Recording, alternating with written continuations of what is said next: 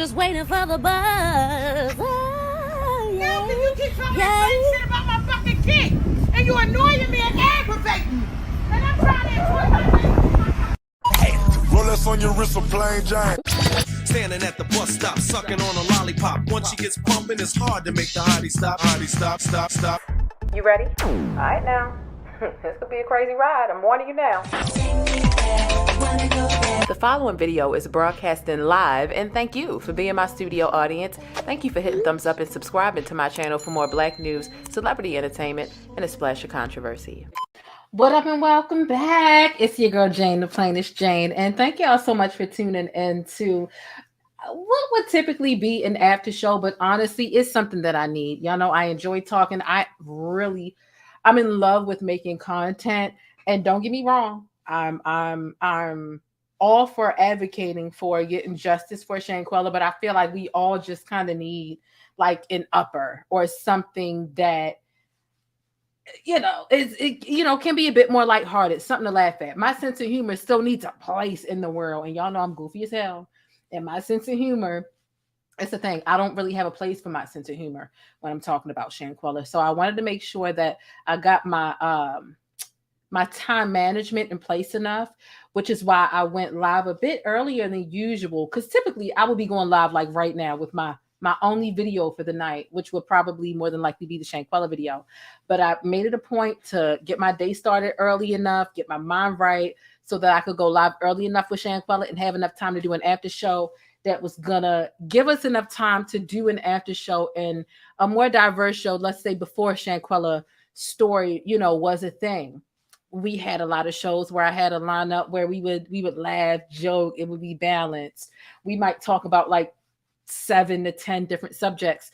2 of them might be heavy, might be serious. The others, we might be able to sit back and laugh. And I feel like, you know what? We're missing that. We want justice for Shanquella, but it doesn't mean that we can't laugh and we can't talk about other things that that make us feel great and don't make us as depressed. And I found that Shanquella even can make some people argumentative. People watching other people's videos and they feel like they're not saying it right. They're not coming up with the facts. They get upset. They argue. And it's just, listen, we need some positivity. I wanted to bring some balance. So I put together some topics and some things that we can talk about that have some stuff that we can laugh and joke about. Okay. Make sure y'all pay y'all fare on this bus because I will get Tyra Banks on you very quickly. Okay. Hit thumbs up on the video. Let's see where we're going to start at. Because we do have 2 serious subjects we're going to talk about. But everything else is going to be kind of something like, let's get your opinion and see where you feel about it. That's where we are with things. This thumbnail is on a whim. This thumbnail is on a whim. We're not talking about Dwayne Wade's baby. I think the Dwayne Wade's baby and Gabrielle Union's baby is Kavia. I think her name is Kavia. We're not talking about Kavia or Issa Rae, but I feel like it is a decent representation of just Black Twitter in the turmoil. You got a baby looking angry and you got Lisa Ray like crying. And honestly, I had made that thumbnail a while ago because Lisa Ray has said some really ignorant stuff about Blue Ivy's hair being nappy and her granddaughter's hair not being nappy. And I was about to do a video on it. I just never got around to it. But nonetheless, I felt like this thumbnail, I'm just like, listen, it is what it is. It'll make people laugh. It'll get people in. I might change it later on. Who knows? Come on in, hit thumbs up. How are y'all feeling? How are you feeling? Are you having a good day? Come in, relax. Come in and relax. Oh, thank you for the Cash App. Okay. Yeah, I got people sending me a lot of stories that they want me to cover, serious stories that they want me to cover because they feel like I'm doing a good job with Shanquella. And it's it's hard because if I take my eyes or my mind off of Shanquella for a while, I'll fall behind. But I'm still trying to stay open to other things that are going on. And this is my attempt. I'm like, look, I saw some stories going on. If I can get this lighthearted story, this lighthearted live stream out about like 7 to 10 different topics, I might be able to get into other stuff as well. So I might be able to get into the heavy stuff a bit later. Okay. But how are y'all feeling? I'm going to drop the link. And as a matter of fact, what I'm going to do is I'm going to drop it. I'm going to drop it a couple different times. Okay. And what are you talking about? Sir, what are you talking about?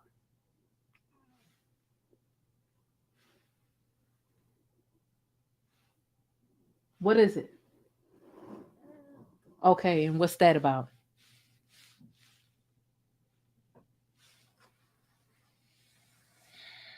Put your cloth on right. You need to be representing us like you got some sense. Yeah, we'll ask the people to hit thumbs up. Yeah, we'll ask them. Wait till they see a Christmas outfit. He got a Christmas costume, y'all. Y'all know he got the bacon costume, the pizza costume, the avocado toast costume. I ain't gonna tell you what his Christmas costume is, but he got one. He got one. And it's cute. And he does have a Christmas sweater too, but that's not his Christmas costume. But he do got a Christmas costume. But you know what? Leo does help it. He does help the situation to be a bit more lighthearted. I can't bring him into the Shanquella situation because he likes to whine sometimes when he's not getting attention, and when I'm like giving the information that I need to give about a story as serious as Shanquella, I really don't have time for the interruptions, and I don't have time to understand it, and I don't expect other people to have time to understand it either because we talking about some serious stuff. You know what I mean? So I let him in on the last one halfway through, just kind of bring some light in. But y'all heard him start whining, right? But anyway, how are y'all feeling? Did y'all have a good holiday? I put on the members only. I asked how y'all were feeling for the holiday. Honestly, I had a bittersweet holiday, but I'm so grateful I got time to spend with my dad. My dad hasn't had an actual Thanksgiving. He's been taking care of my ill grandparents, one of which who has passed away, one in which he had to just put in the home because, and I was just so grateful. Do y'all want to see a picture? Put a 1 in the chat if you want to see a picture. Put a 2 if you don't, and you want me to skip it and just move into the next thing, because I'll put a picture on the screen. But my father hasn't had a Thanksgiving in so long, and to give him one and to see how happy he was and everything, it was amazing to me. I mean, like, it was just so amazing to me. So I'm grateful for that. Y'all want to see if I look like that man? Do I look like that man? Do y'all think I look like my dad? Y'all want to see it? Ain't nobody put it 2. I'm waiting for the 1, 2 in the comments. Let me know if you don't want to see a picture of me. Bitch, get on with the comments. Get on with the comments. We don't want to see you and your dad. Just talk about the topics. All right. So as I get this, I'm gonna pull up a picture of me and him. Did y'all see? Because one thing we are gonna talk about is Cardi B arguing with that lady. Even though honestly, I never thought I'd be talking about it because I feel like Cardi B has a lot of she be doing a lot of toxic stuff, right? And she be having a lot of toxic stuff going on. And let me see what picture I want to use. I guess this gonna be the one. Okay. Did y'all see the argument between Cardi B and the whatchamacallit? We're gonna talk about that, even though I didn't think that we would, but we are. I'm only gonna put it on the screen for a second. Me and this old man. He used to brag about being born the same year that Michael Jackson was born. All right, so I'll let y'all see it really quickly. But I really do hope y'all had a good holiday. I asked that on my backstage for my members only. We connect a little bit more there, and especially in our Discord, we really be connecting. And you know, some people, you know, really vented, and My Thanksgiving, like I said, it was bittersweet. It could have been better in one way, shape, or form, but I'm really just grateful I was able to give something to my father that he would have never had. I'm really grateful for that. So let me go ahead and bring up this. Um, Hold on, I seen a super chat. Let me not let nobody think that I'm ignoring. Um, oh, thank you. I appreciate you. Naughty Love sends a 199 super sticker. Naughty Love Movement LLC. Thank you so much. I appreciate you calling it. Oh, I see you backstage. Let me pull up this picture of my dad and then I'm gonna bring you up, okay? Um, Let me bring this up. Is y'all ready? Y'all ready? Y'all not gonna laugh at my dad is y'all. I mean, we both yellow. My mother not yellow, but me and my dad are yellow. It is what it is. It's a gift and a curse. I didn't always want to be dark, light skin. There was one point in time when I was in elementary school, and I was wishing I was dark skinned because the kids was picking on me so bad. That's a whole nother story though. Let me get to the point. Share the screen. Leo, you are not leaving out of here. I paid you your money. I'm gonna pay you one treat every 20 minutes. You are not leaving out. The people want to see you and you need to work your shift. See, Leo be wanting to live here for free. You know what I'm saying? He don't be wanting to pay no money. He don't want to pay no money to live here. He don't want to do no work. At the very least, his shift is, see, I didn't have on no makeup. So please don't pay me no mind. Even though I do have pretty decent skin. But Leo, you not leaving out. This is me and my dad, y'all.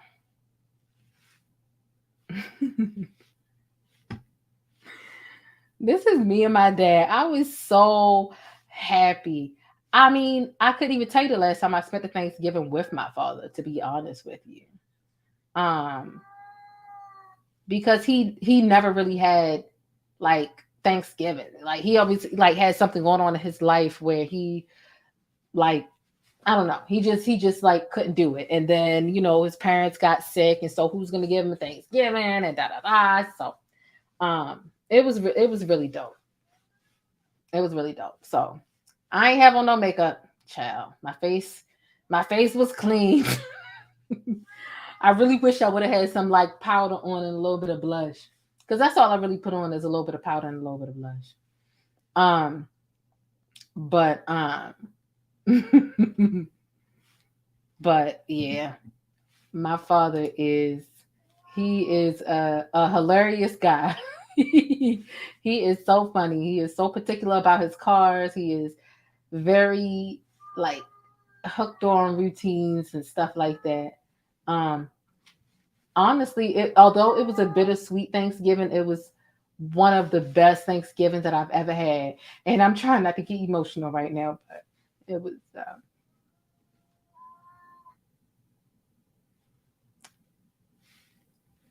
was really nice.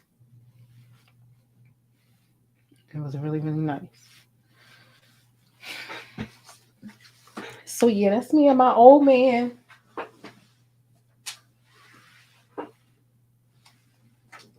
And stuff.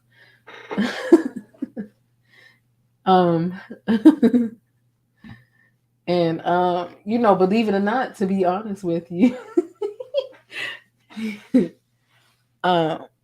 it's something that I find funny, not to be rude or ignorant. But when my mother told him that she was pregnant, he tried to deny it. And even after I was born, he tried to deny it. Mind you, my mother doesn't look like Gabrielle Union, but she's the same color as Gabrielle Union. And he was trying to deny it. And like, you can't deny a baby like me, sir. Sir, I look just like you. Now, mind you, he look a little pink and I look a little yellow. I think he done got a little sunburn because he go on a lot of vacations because he's retired. But there was one point where we were literally the same color. He was super yellow. Now he's super red, even though I'm kind of red too. But yeah, it was probably one of the most precious holidays I have ever had. Honestly. To be honest. To be honest with you. It was awesome. It was awesome. Anyway, so that's that. Anyway, let me get out of my little family stuff. I just wanted to show y'all a little something. Shoulda, coulda, woulda posted it on my community tab, but I felt like I looked a little ugly, honestly, because I was in the clouds. I was in the clouds, honey. I was in the clouds, baby.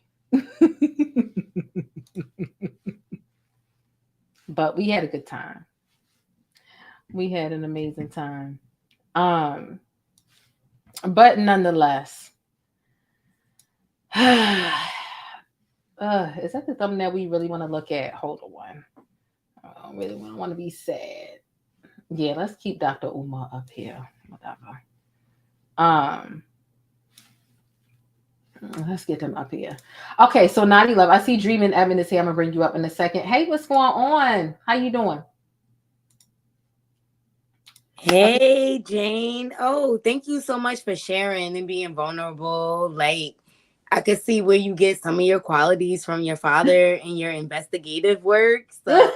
Oh my goodness, he pays so much. Let me tell you, he sat down in Leo's father's house, and he said to them, he's sitting there, he said, partner, you need some new AA batteries in your clock. He said, I put the new battery. He said the clock is too fast. And the clock was too fast. He said the clock literally moves 2 minutes, a minute and a half per 1 minute. So in 15 minutes, the clock then moves 22 minutes. My father's very militant because he used to be in the military. My father was tickled the whole time. He was like, look at the clock. It's been 15 minutes. The clock say it's been 27 minutes. Look at that. He was just so he's militant. He pays attention to detail. He's like, that's just the type person he is. I just related right away. Like, that's where she gets her attention to detail too. Yeah. And because I grew up in that same type of house, my stepdad was a Purple Heart veteran, and I give all homage to him. He's no longer with us, but his memory still lives on because that's how organized his life was. Like, when he passed, Jane, like, my mom didn't have to worry about anything. He had everything detailed in a binder, step by step, what she needed to do. Yeah. So yeah, I can appreciate that about you, and I appreciate you sharing that with us, because it just shows another layer of your vulnerability, and I understand where it comes from now. Like, thank you. Yeah. Thank you. My father is he's a man, but he's emotional in his own right. You know, a man who is in tune with his emotions, a regular person would be like, "Oh, you a bitch." He's not a bitch. He's just in tune with his emotions. Now he tries to hide it at certain times, but other times, especially when he's talking to me because I'm his daughter, he's open about it. He's not just like out here like his emotions aren't bleeding.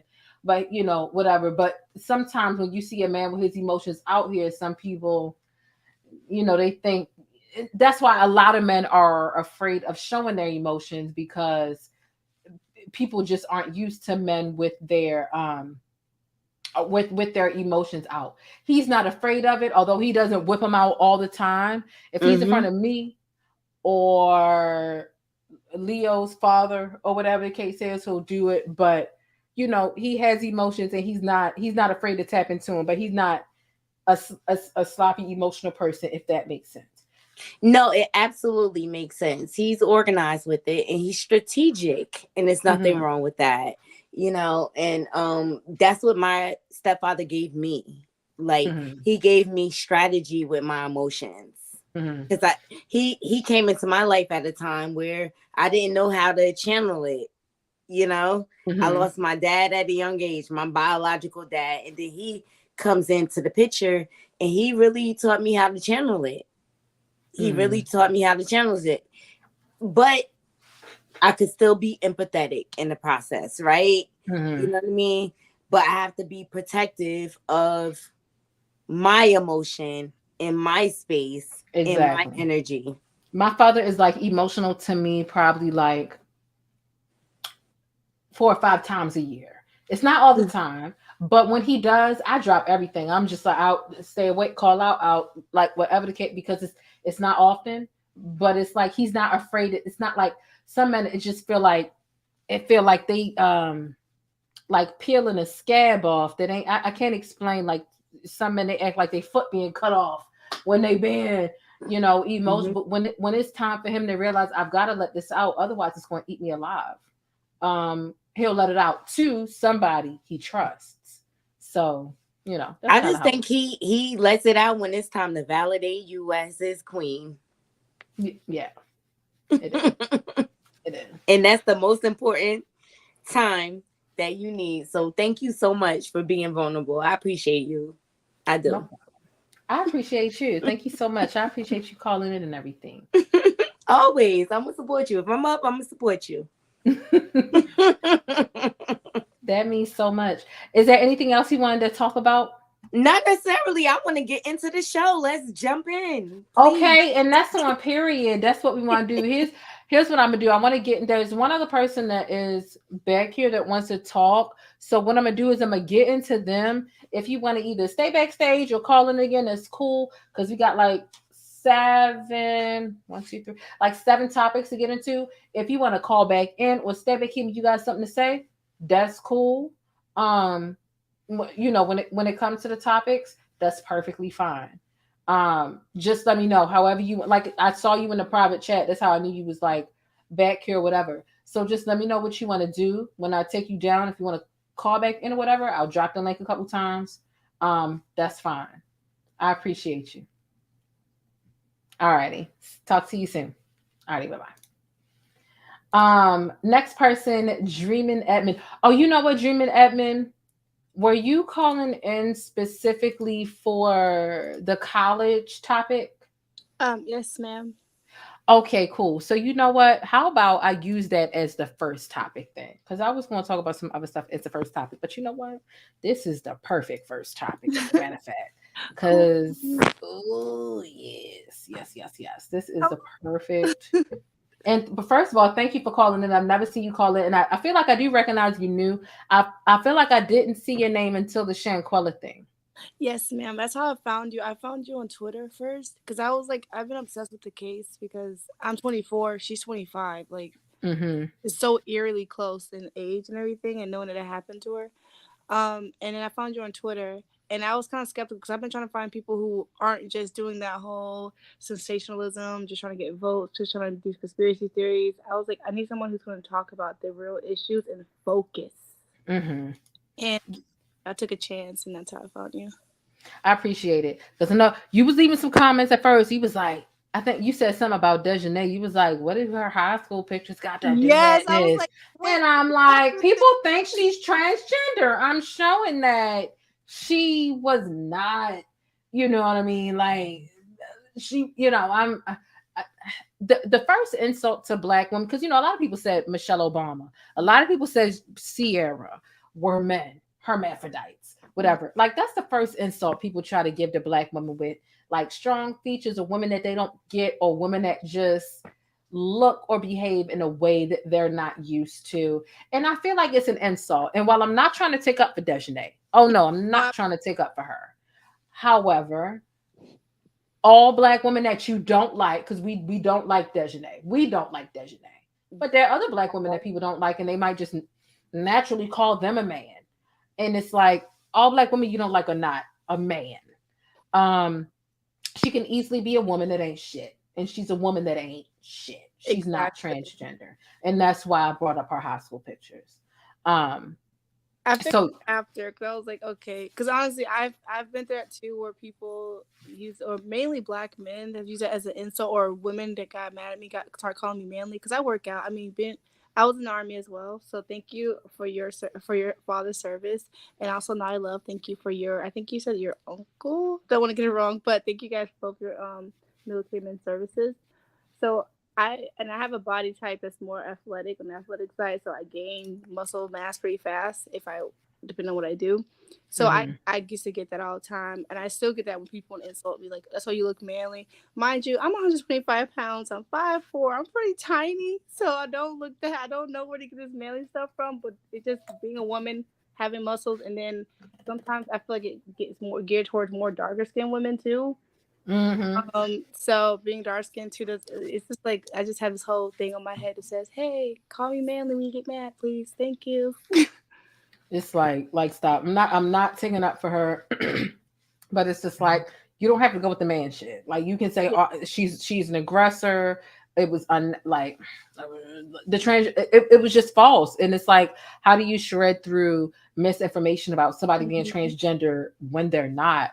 Like it's just flat out not true. She could be a murderer, but she's not a man. Like exactly. And mind you, many women in the South are kind of have that build, and most of us. I mean, I was raised around like a lot of dudes, and so that's how I learned some of my little fighting skills, kind of fight them off or whatever. So I wasn't surprised that she had, I guess, quote unquote, that much strength. But yeah, remember, adrenaline gives you strength. Being angry gives you, like, all these types of stuff goes into that as a factor. And also, I think it was a distraction with the fact that another Black woman hurt another Black woman. Yeah. And they didn't want to, and I felt like people didn't want to accept the fact. They wanted to blame it on some type of man, somebody that wasn't born a woman, right? You say a man, they'll get offended if she was a trans woman. They would get offended if they just wanted to blame it on somebody who was born with a penis. And it's like that's not who it was. There's enough violence that happened. Listen, I've been in situations where that's not that. That's not that. So I just wanted to clarify that without it seeming like I'm taking up for DeJohnette, because I'd be damned, because I'll make fun of her in a heartbeat. She's built like Saucy Santana. Because everybody's just willing to make jokes about her, but she's not trans. You know what I'm saying? Like it was just a dig, and then the people who were already didn't like it just took it even further. That's all that was. It's just a huge distraction from the actual issue. Yeah, it was. So here's what I want to hear your opinion about. And let me just shout out this one person. Shout out to you, Chicago Clout, because I be seeing you. You support. I see you on the Wiley Show, and I see you a lot of other places. Believe it or not, I don't always comment, but I see you. But thank you so much for not only supporting me, because I seen you even on the old channel, but from my old channel got deleted when I was at 102,000 subs. But thank you for also supporting this new channel that I started. And then for becoming a member, because I know you haven't always been a member. I appreciate your support. Thank you so much, Chicago Clout. You really mean a lot.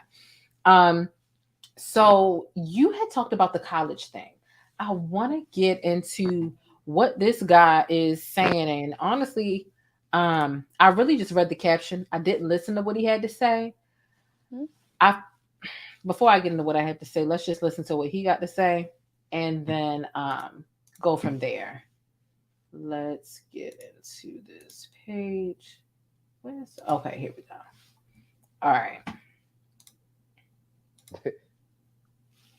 Oh, you graduated, you didn't even think about school at all? Oh, nah, bro. I was like, fuck nah, bro. I ain't going to college, bro. College, I look at college like a scam to a certain extent, bro.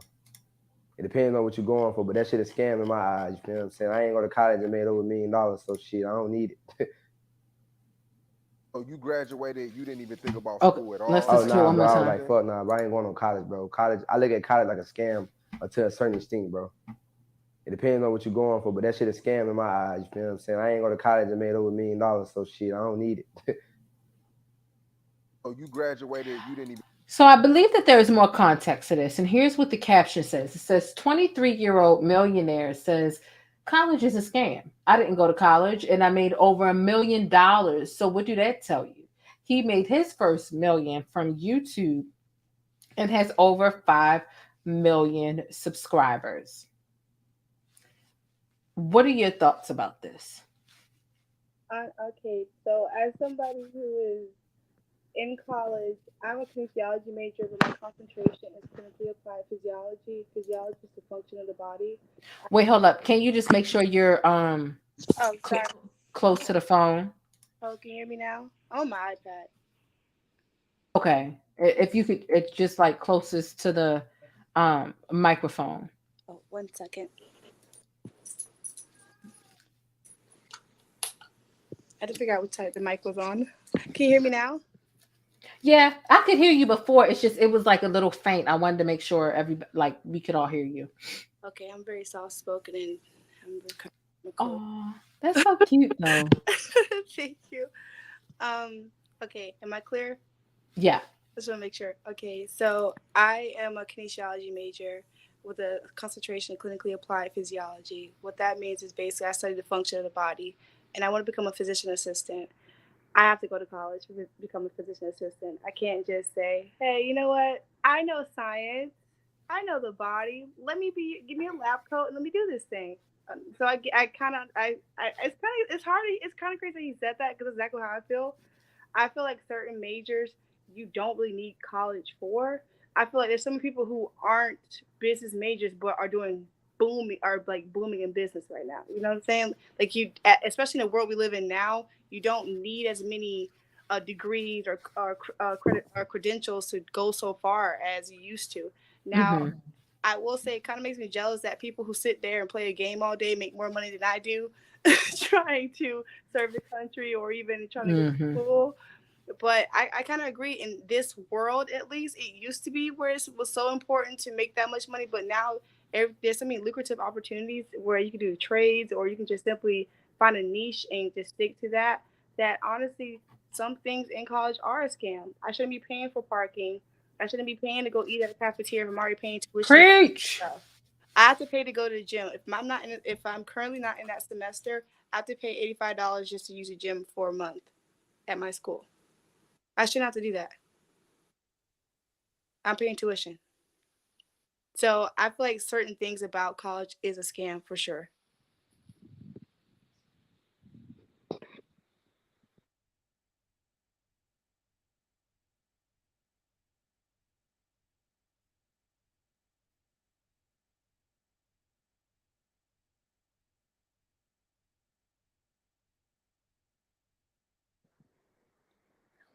Hello?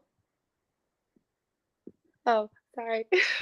I see the comments on my phone. Okay, but yeah, I just think that a lot of us are understanding now that the world is literally at our fingertips, that we're learning that we can make money off of simple things like painting. There's so many people who are making money off of painting. Again, there's so many people in business who do not have a business degree.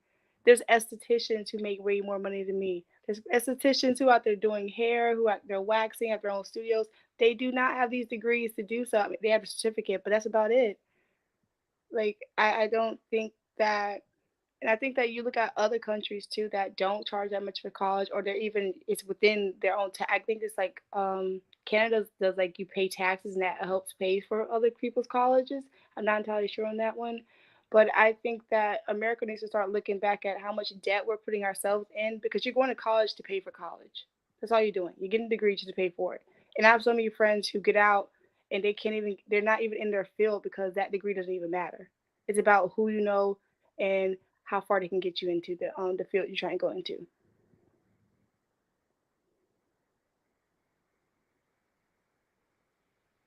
Exactly. I'm reading the comments and exactly, K Barron. Some people still end up broke. Like one of my professors, he was supposed to go into PT and he ended up not going into PT with his kinesiology degree. He just ended up going to do his PhD in rehabilitation sciences and stuck to that. And now he's a professor. And it's like, because he was hard for him to find a job. I'm hoping that's not my case, but some of these majors, they don't guarantee you a job. You spend all that money to go into these majors, and you do not get a job for it. And sometimes you have to go deeper into the major to actually make real money. That's true. I here's one thing.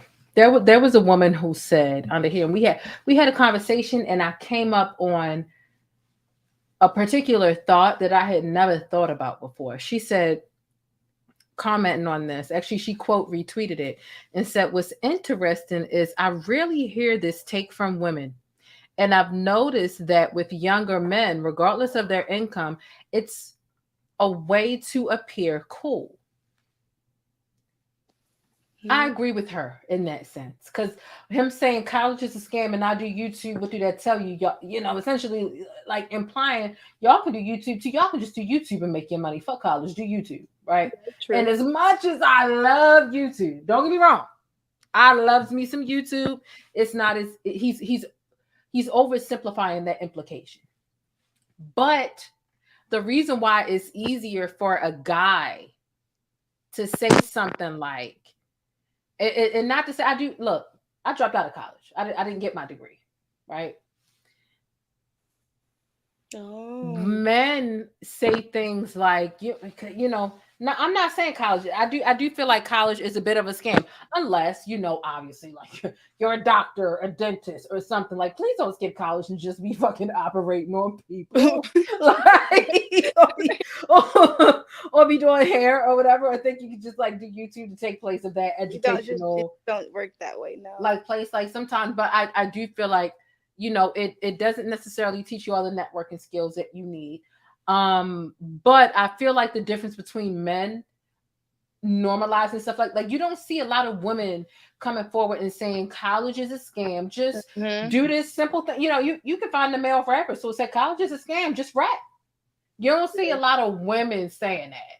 The women will just flat out be on some, let's keep it a buck, with the women who really rise to success in music. What are they talking about? What are they doing? Whole shit.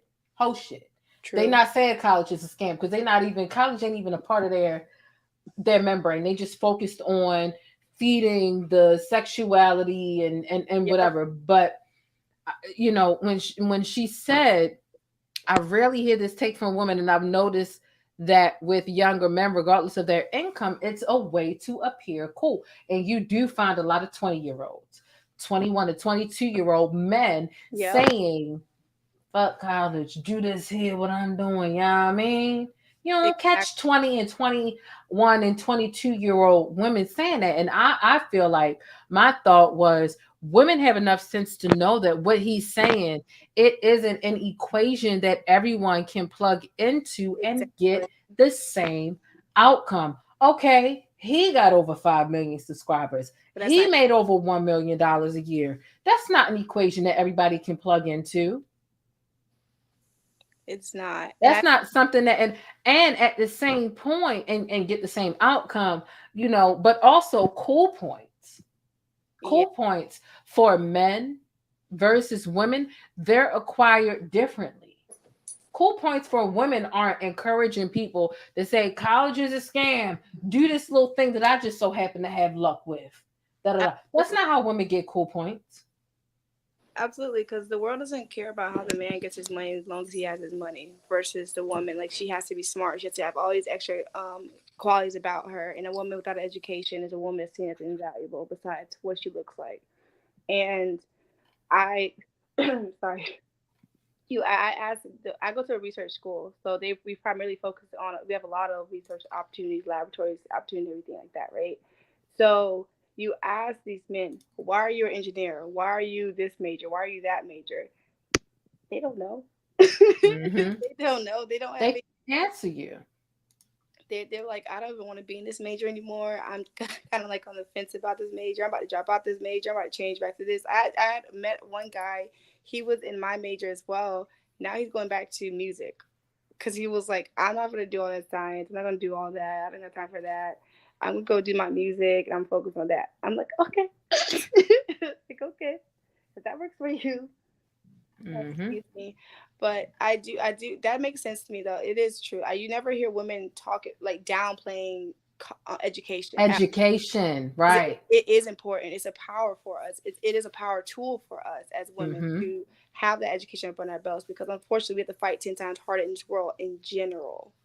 So education makes us even 10 times more powerful other than self-worth. That's why, like, the oversimplification, college is a scam because I did YouTube. I got 5,000 subs. So what does that tell you? What you mean? What does it tell me that you got 5,000 subs? That's like YouTube literally putting an advertisement to all of us and saying, drop out of high school and come over here because you can get. Everybody doesn't have the power. Not only do they not have the power or the personality or the the blueprint to get 5 million subs, but that has to come with a certain mentality. You have to be able to omit certain comments. And if you get a plethora of a certain type of comment, it'll drive you crazy. It could drive you to suicide. It could drive you to depression. Absolutely. It could drive everybody can't handle. So the oversimplification of that. But you know what? Men can do that. Men can get cool points and say, well, hey, I just went in, and because it's not hustling on a block selling drugs, it seems more cool. But like, is that realistic for everybody? Can everybody plug into the equation and just get 5 million subscribers and $1 million a year? No, the hell they can't. Exactly. And it's very unfair. And it's a reason why you don't hear kids anymore talking about, I want to be a doctor when I grow up. I want to be this, I want to be that. No, they want to be TikTok stars. They want to be YouTuber. They want to be gamers. They want to be all these other people because they see these big people blowing up and they think that this is it. That's the road to getting rich quicker or fame or not having to go to college. That's the answer. It's just like how, sports was at one point. I mean, sports to an extent still is. However, because we're more of an internet online world now, people are thinking that, online is where it's at. Online is the new basketball scholarship. Online is the new football scholarship. Online is the new track scholarship. That's where I can get my money. That's where I can make it out the mud, whatever. But it is unfair. I don't think just because I think that personally some majors are a scam and some things about colleges are a scam, I will never sit here and say, don't go to college. I will never say that because I learned so much in college. I learned so much about myself. I learned so much about my world, and I learned way more than I thought the background knowledge I already had. And again, like someone kept saying in the comments that college is about connections, college is about experience, college is about learning who you are, discovering who you are, and finding pathways. My school prides itself on pushing. Sorry, it's my dog. Propelling people forward, especially post-graduation. We have a pretty high rate for many of our graduates actually finding a job. Seriously, dude? A job after graduation. So, again, I don't knock it for anybody. If you can go to YouTube and make $5 million and that's how you make your bread and that's what you live off of, cool beans. But if you can go to college and make $5 million or even $1,000, and something that you love to do that you study hard for, then do that too. Yeah.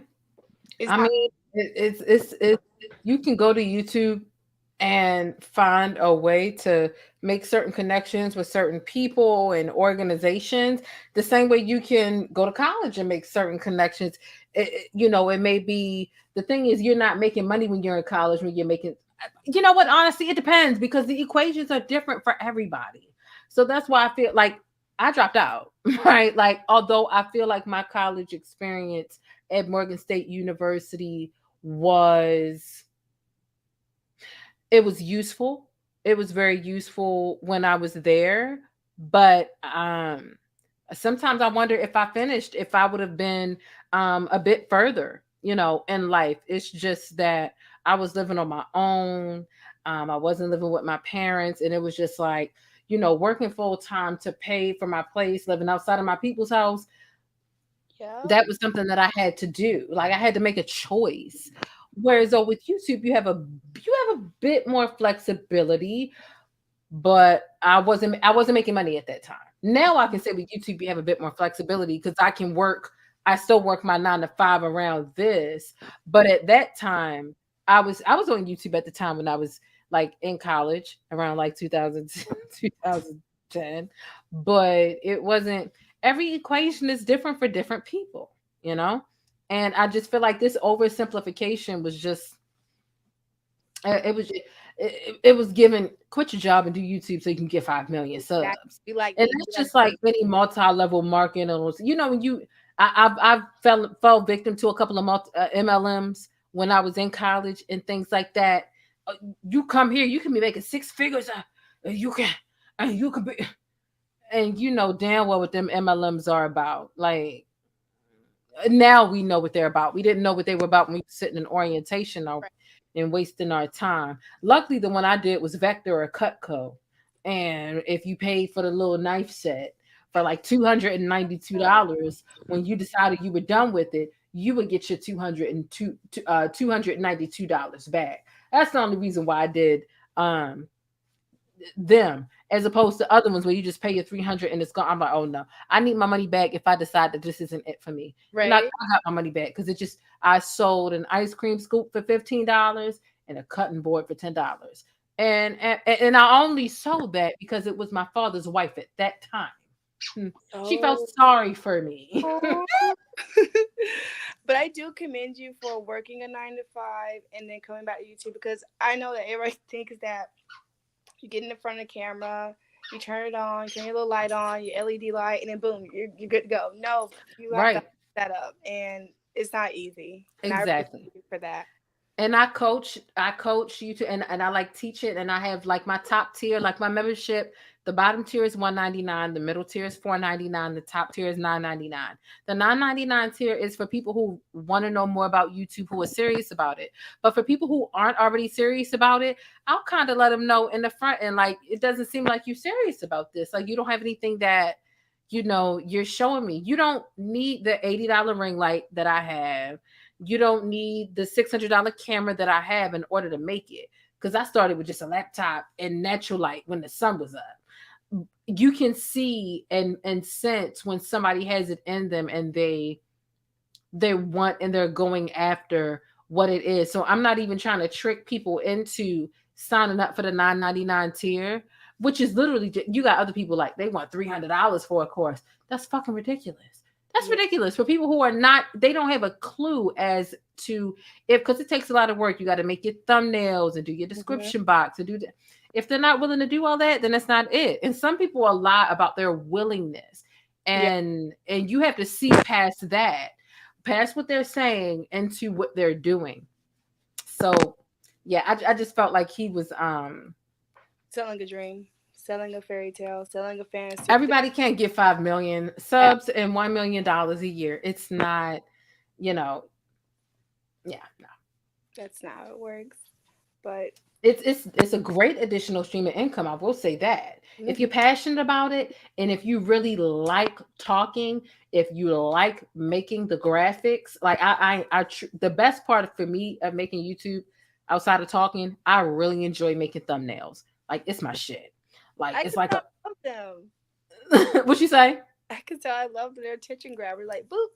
Yeah, like it's my thing. Like, it's like a digital puzzle. What is the most aesthetically pleasing looking thing, you know, for whatever. But if people don't like making their graphics, if they don't like editing, if it's not a live thing, if they don't like talking or getting to the point, if they can't take the feedback when it comes to them not getting to the point, then, you know, it's not for them. It's not just any and everybody can sign up. It's like letting Bobby Shmurda or Boosie talking you into the rap game. Imagine them talking you into the rap game and oh my gosh, and being, you know, whatever. Like, they made it, and they are honestly people that you would have never thought. But that doesn't mean that everybody who would have never thought is going to make it. They're lucky, they're funny. Bobby Shmurda and Boosie, they both funny as fuck. I cannot stand Boosie, Lord Jesus. I can't. I honestly can't stand him either. But honestly, sometimes the shit he be saying and the way he come off and the way he say it, it's just fucking funny. And although I can't stand him, but that doesn't mean that every annoying nigga from the hood is gonna make it. You know, and I think like, get that. Like, you have to have. Sometimes, like, especially stuff like this, when you're in front of a camera, you have to have some type of personality. You can't just be going there just talking, just whatever. People, like, I have a podcast I started, and my friend is trying to start a podcast too. And I told her, I'm like, okay, so what's your topics? What's your niche? What do you want to talk about? Well, I was just gonna. What do you want to talk about? What do you want your voice to say? You know, when you put your voice out there, it's forever. So what do you? That's exactly how I talk to the people that I coach. And she was just like, oh, I just want to, you know, just talk about everyday topics. What everyday topics? What are you talking? You talking about social issues? You talking about drama? You talking about men ain't crap? What are you going to do? Tangents? What are you trying to do? And she's I'm like, how are you setting yourself apart? That's my main question. How are you setting yourself apart? How are you different from everybody else with headphones and a podcast mic? Exactly, because it's more than just showing up to the mic, whatever. Like, you've got to be given something different. It's just too many people out here. We need to confiscate some of the mics from some of these people, it's an epidemic. Please, oh my gosh, it got to stop. Not me saying it got to stop. It has to stop. But I'm gonna stay in the background because I feel like you said something else that was important. Oh wait, actually, really quickly, off topic. May I speak on the issue with Miss what's her name? Green Eyes. I want just lost her name in my head. Wears all white. Green Eyes, wears all white. Players Club. Lisa Ray. There you go. Lisa Ray. Okay, yeah. I'm sorry. Girl, I went straight to Wednesday because I've been watching Wednesday on Netflix, the Addams Family.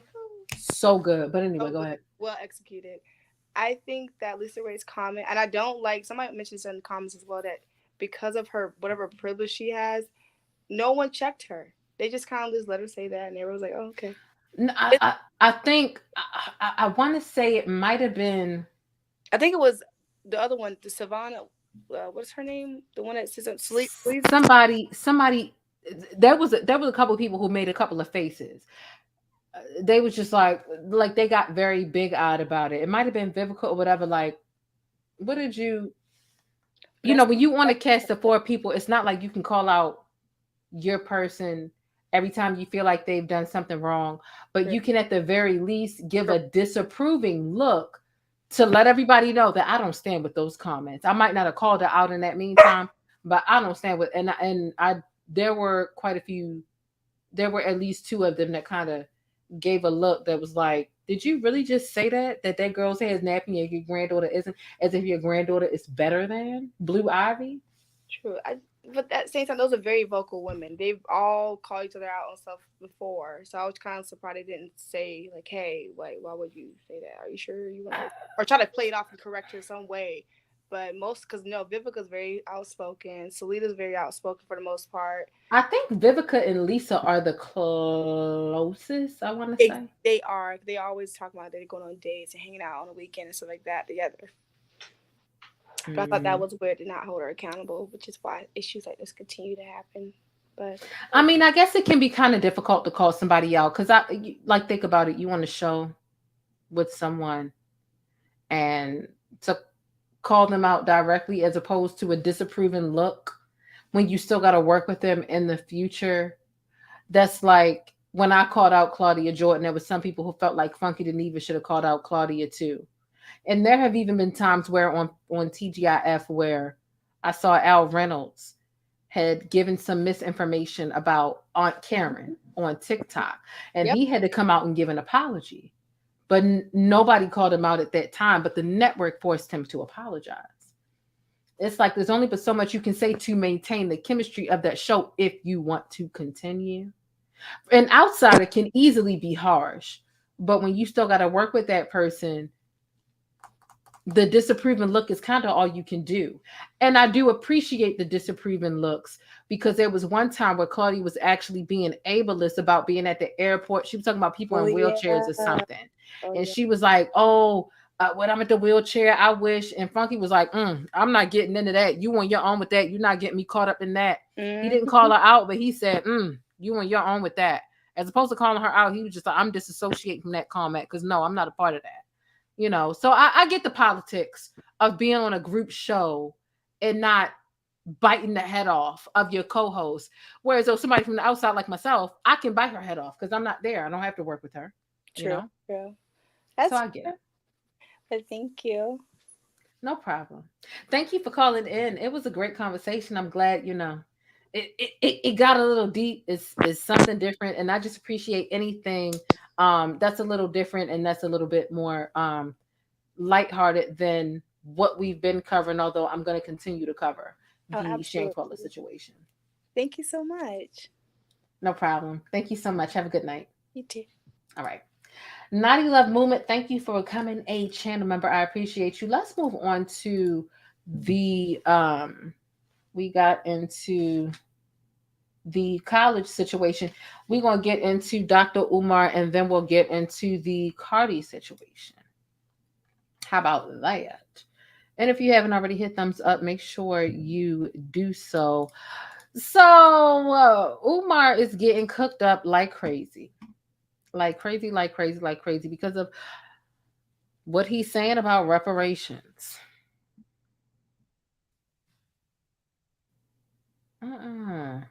Wait a minute. What's going on with this tweet? Let's get into it. Because put a 3 in the chat if you've seen why Dr. Umar has been getting cooked. Put a 4 in the chat if you have no clue why Dr. Umar has been getting dragged. I saw her earlier today and I was shook it. She was a great caller. Thank you so much. And she was a great caller. And make sure you hit thumbs up on the video if you haven't already. There's 271 of us here and only 165 thumbs up. We need 100 more thumbs up. Like, what's going on? Don't make me. Why? Y'all need to stop. Y'all need to grow up. Grow up. Tired of telling y'all to grow up. Y'all need to stop it. I'm tired of it, y'all. You ain't finna work me out. Like, what's going on that y'all can't hit thumbs up? Education, special education, psychiatric medication, juvenile incarceration, emotional frustration, and premature extermination.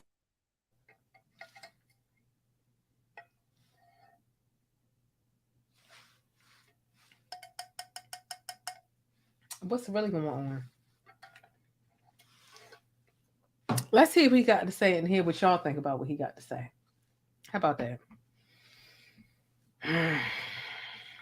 You know, honestly, I'm going to say what I think after we get into this clip. I try to get the facts first and then my commentary and my personal opinion afterwards. Okay. Our deepest. He got a powerful voice, though. If he could stop playing around so much, he could really be doing something. He could really be doing something if he would stop playing around so much. Lord have mercy.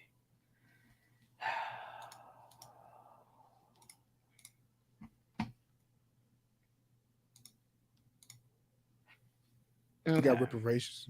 But here's the conversation about I guess they're talking about reparation.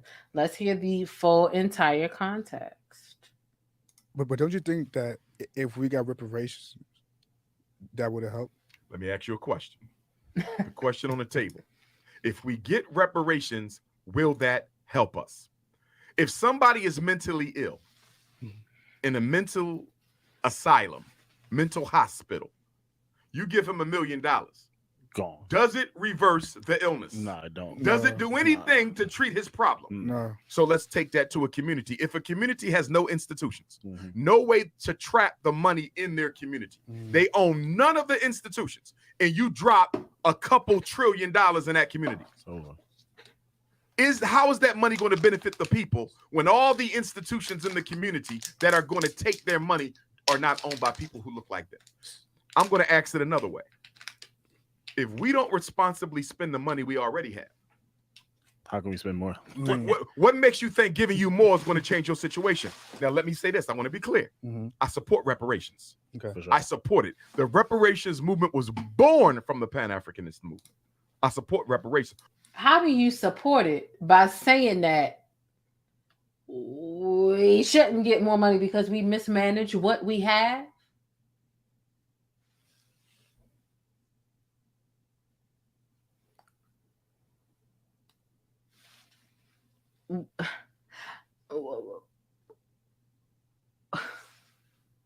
As if we've always had equal access to resources, any resources, not even just money, right?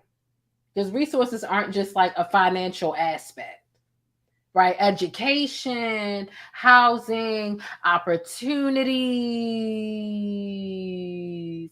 But, you know, money can assist with a lot of things. So how dare you say it's the contradictory? What I don't support is thirsty, opportunistic Negroes who are pushing for reparations externally before we have delivered reparations internally to ourselves. In other words, most Umar, baby. You talking about external versus internal reparations. Bitch, where's that school? You talking about reparations and money that niggas shouldn't be getting when niggas gave you a lot of money for that school. See, a lot of people are upset at the Black Lives Matter shit with Patrice Cullums. But you were the original Patrice Cullums, bitch. Let's keep it a buck. There was no transparency, and we found out that $90 million was being donated to Patrice for causes that were supposed to be for the betterment and the improvement of Black lives and Black people and people of color. And there was no transparency, and people had no clue where that money was going to. You've accepted a lot of money to get it. See, Umar is a broken fucking clock, and he's a grifter. He's right 2 times a day. Just like Kanye is right 1.5, 1.25, 1.01 times a day. So people shouldn't get reparations for what their ancestors went through, but you should get money in donations and donations and donations for the school to better the community, to better the population. You should get money for the school, but we shouldn't get the money. See, because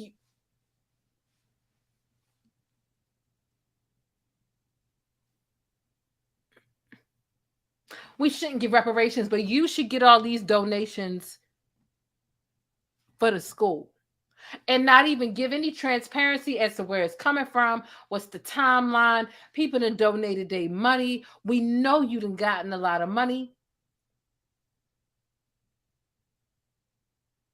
But see, you should get money from the Black community when you word salad and word trick them into donating to you.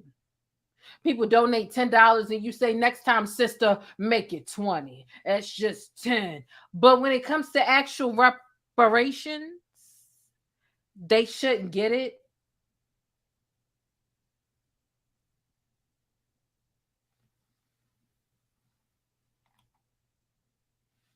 Okay. Education, special education. Education, special education, psychiatric medication, juvenile incarceration, emotional frustration, and premature extermination.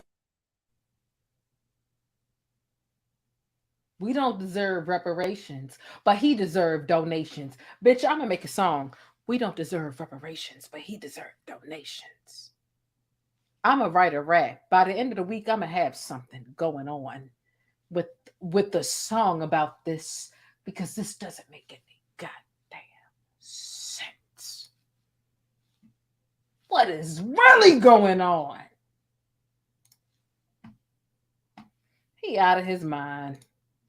Of the saving that has to be done for Black people must be done by Black people, and no amount of money going to fix that. Right. No amount of money is going to stop the Black woman from not trusting the Black man. Right. No amount of money is going to make the Black man love his woman. No amount of money is going to stop Black women from frying their hair. No amount of money is going to stop. Who said that the reparations was going to make somebody be in a better or more loving relationship? Who said that the money was going to make us stop getting perms? What the fuck does that have to do with reparations, my brother?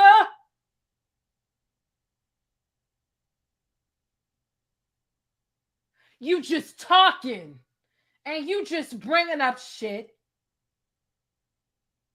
when it comes to the things that we do to survive in this society, which sometimes involves conforming to Eurocentric beauty standards. That has nothing to do with reparations.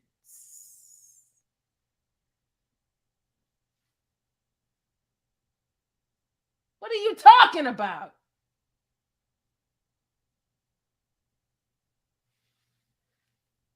You guys,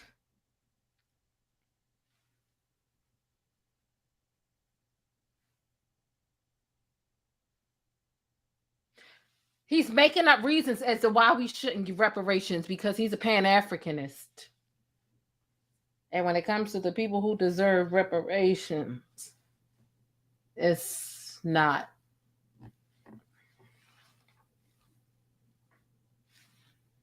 No amount of money is going to make people stop. Of course, no amount of money is going to make people stop getting burned. Ain't no amount of money ever going to make people love people any different. What are you talking about?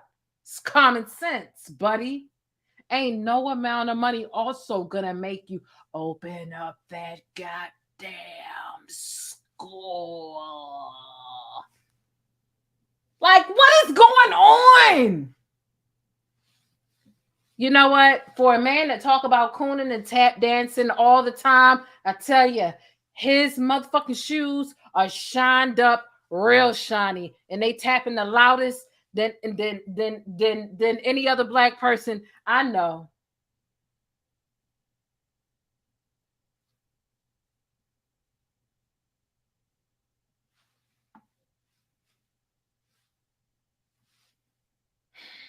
Make it make sense.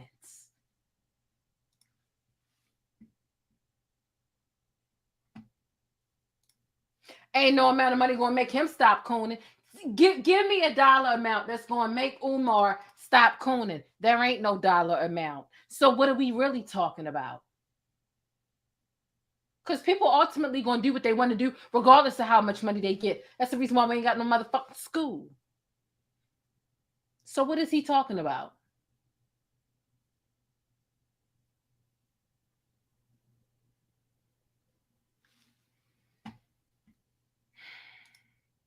Black men from dating outside the race. Right. When you look at our deepest rooted problems, no money can fix them. You got to start at the root, right? You got to start at the root. And then once you replant your tree,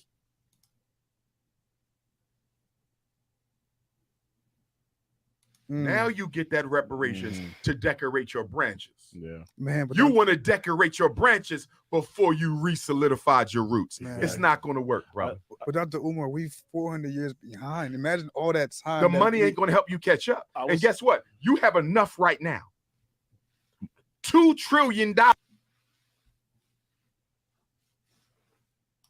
is more than enough right now to put yourself where you need to be. The reparations.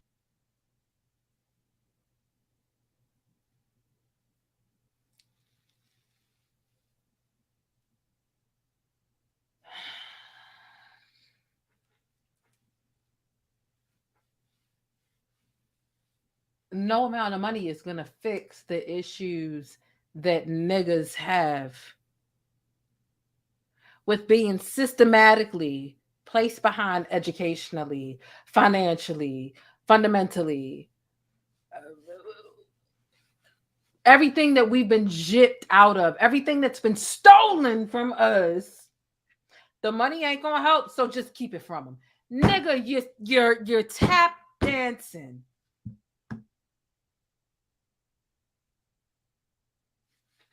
What white person been in your ear? Is that white one? Is it that white woman from the mall that everybody caught you with a while ago? You said, oh, I was just buying some oils from her. You was buying your oils from the slave man? From the Snow Bunny? From the 8.5 by 11s? From the cream colored peoples? Like, what's...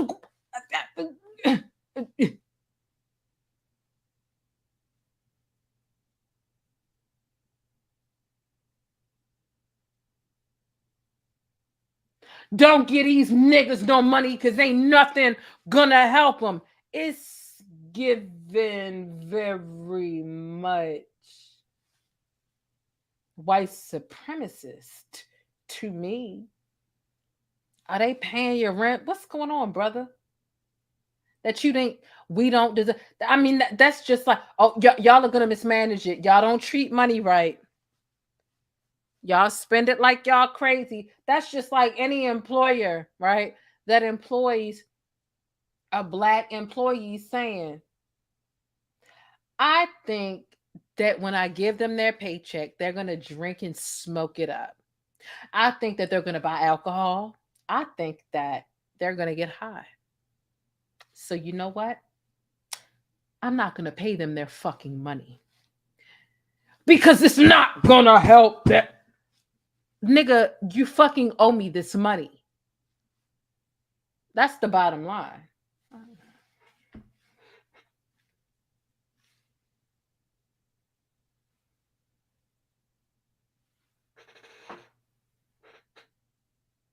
And of all people telling us that we don't deserve this money, it's Dr. Umar Johnson. You are nothing more than a fucking meme. You're nothing more than a funny moment.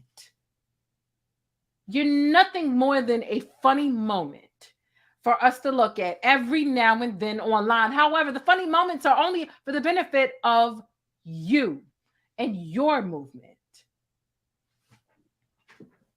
I got this book.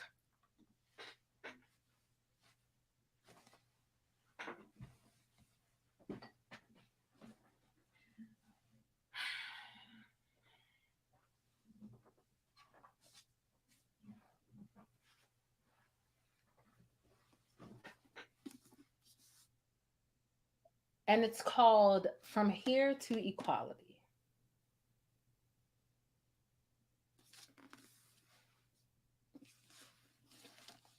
I recommend you all read it.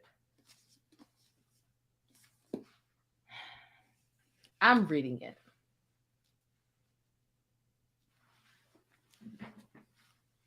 And it's a very useful book.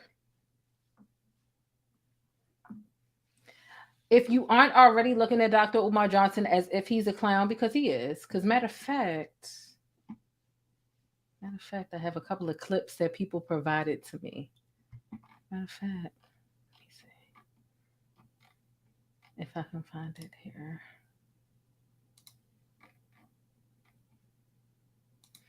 If I can find it here, yes, as a matter of fact, I do have it here. All right, so we're gonna go through.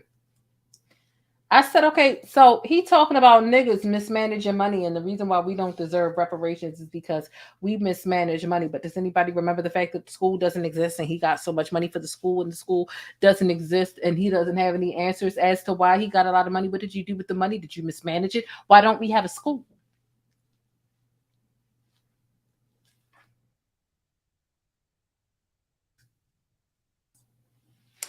If you don't follow me on Twitter, please follow me. Sometimes I'm making you laugh and sometimes I'm talking some real shit before I even get here and I talk my real shit here. This is exactly why no one takes Dr. Umar serious anymore. He's a broken clock that serves up some laughs via memes and or viral clips. Nothing more. Someone said he's got his own logic and disproved himself. All the issues he addressed could be adequately addressed with the money he received from reparations. It's highly likely that had we been paid reparations and given the land we were promised, we wouldn't have this many issues. I said, thank you. Why do some of us mismanage money and other resources? Due to lack of resources. Duh, it's clear Dr. Umar mismanages money too, because where's the school that he took all them donations for?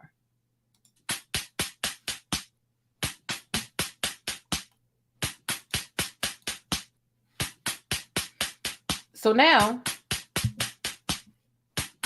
but for these lashes, damn, let me scroll down.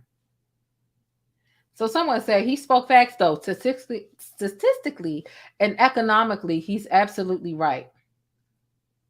Someone says some of y'all only care about getting the bag and nothing else. Speaking of mismanaging money, Umar, where's the school? Young lady, you need to replay this video. Watch and listen with the understanding before you speak. Oh, I need to watch and listen with understanding before I speak. What the fuck made you I didn't understand before I fucking spoke? Oh, you think we back in the 50s and I need a nigga's permission to speak. Nigga, get the fuck out my face. The man speaks truth. But that's the problem with you young folks. You don't like to hear the truth. Okay. Okay. Now, here's what's being said about the school. Okay, listen to this. You think we did with the money? But they can ask about the school. As long as they don't ask the same dumbass questions, I'm good. What you do with the money? What you think we did with the money? Where the leftover money? What you think we doing with the leftover money? Why the school ain't open yet? Why the hell you think the school ain't open yet? Huh? Dumbass? Why you think the school ain't open yet, dumbass? Because we don't have enough money yet. But they can ask about the school. Long as they don't ask the same dumbass questions, I'm good. What you do with the money? What you think we did with the money? Where the leftover money? What you think we doing with the leftover money? Why the school ain't open yet? Why the hell you think the school ain't open yet? Huh? Dumbass? Why you think the school ain't open yet, dumbass? Because we don't have enough money yet. So that's how he talked to people, right? Long as they don't ask the same. As it pertains to people who have already given money, and maybe even people need transparency to understand, okay, maybe you got 80,000 and you need 100.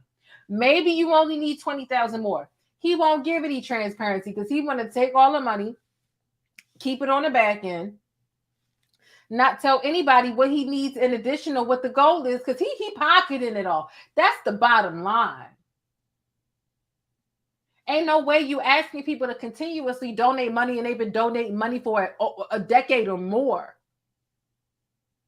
And you won't even tell them how much you have, what's the goal, how far you are away from the goal. But nonetheless, here's what I said. I said,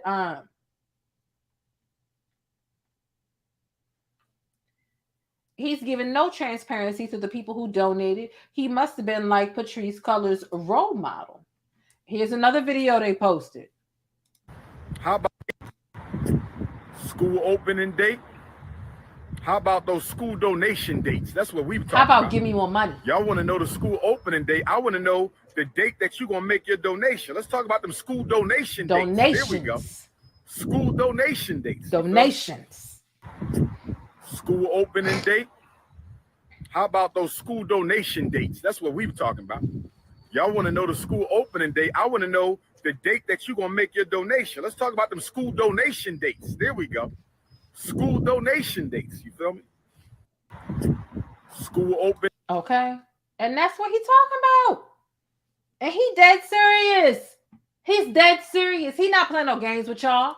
Send me more money. I'm not answering you any questions about what's being done with the money you already gave me. Fuck them answers. Give me more money.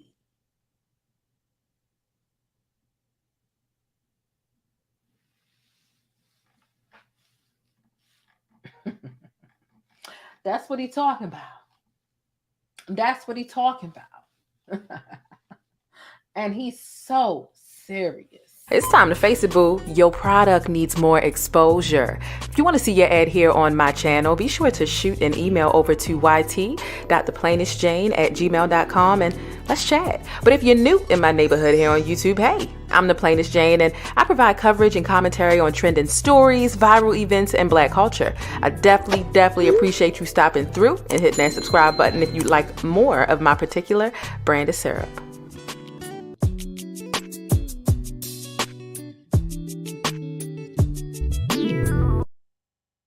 It was a YouTuber, and shout out to her for this good detective work, honey.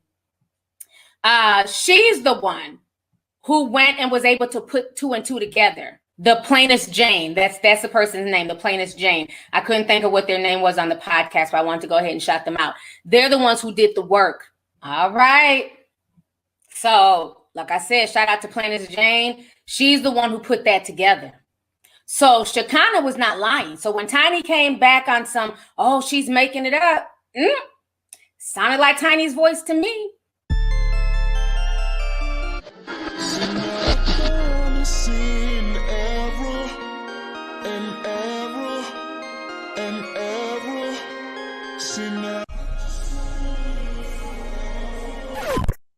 Anyway, child, that's Dr. Umar Johnson. And we're moving on to the next subject. There's no point in staying on his subject because it's just no point. But shout out to this book, From Here to Equality, that I'm actually reading right now. It's a good book. Just read it. If you're Black and you care about your lineage and what you feel like you're old and all that other stuff. Okay. Nonetheless, let's get into the next subject. Okay. What did we get? Leo, don't start that shit.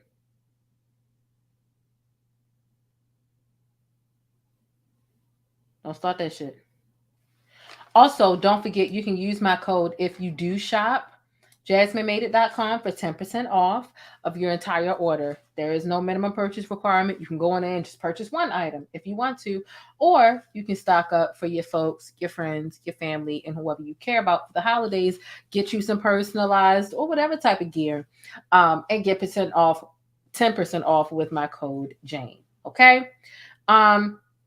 Let's get into the China lockdown. I think that this is important because, whoa,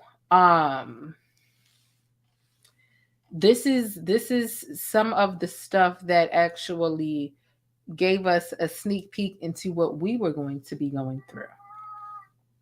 Leo, you gotta calm down. It gave us a sneak peek as to what we were going to be going through before we got put on lockdown. China was put on lockdown, right? And come on. What you want? You want a treat? Come on. Hold on. Wait. Let me make this point. All right. Don't fall. Jesus.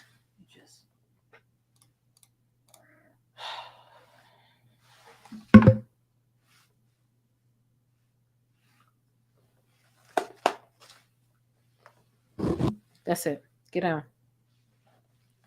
Get down, please. Down. Get down, buddy. Leo, don't make me yell at you on this live. Get down. Get down. You need to.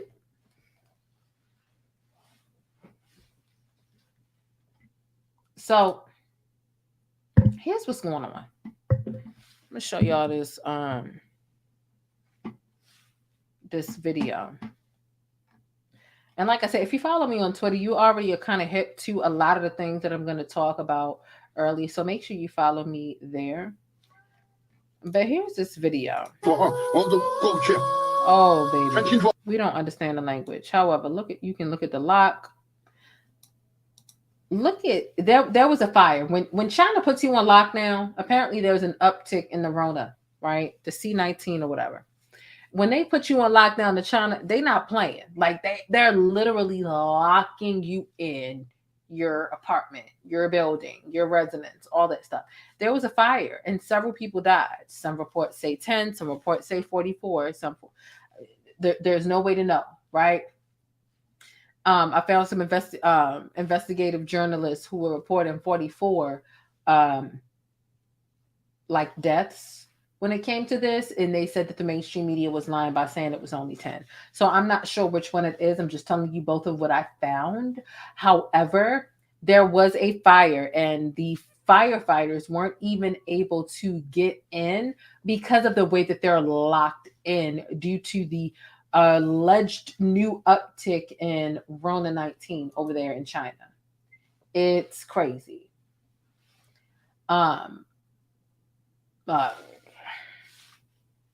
So I'm going to play this whole video and then I'm going to go through the facts and then we'll move on to the next thing.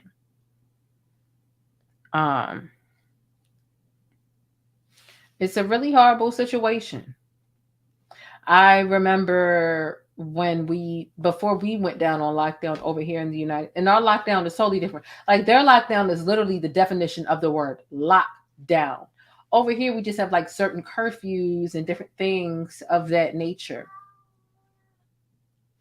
And I remember when we went on our lockdown before, over there, their situation was they locked them in their apartments. They wouldn't let them out. And if and when, because they did have certain family members who passed away in their different like apartments, abodes, homes, or whatever, they had to stay in there with those dead bodies.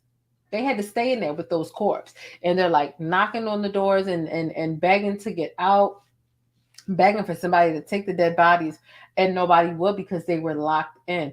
No different than they're locked in right now. Can you imagine being locked in the home with your dead family member because they passed for whatever reason? Like this is what China be having going on. And this is what's going on in China. It's a very unfortunate situation. A very unfortunate situation. But you know, there's been a lot of sudden anger in China. And China is currently, like I said, they're on lockdown due to a serious uptick in, Rona cases, aka C-19, the panorama. I think that this is a really sick way, the way in which their lockdowns work. And despite weekend protests and this deadly fire, China actually, they're basically saying that, listen, we really pretty much not gonna make any changes to the C-19 policy and the way we lock our citizens down anytime soon. Not to mention there was an extreme protest in one of the Apple factories. Apple has several factories there, iPhones and different things of that nature. There was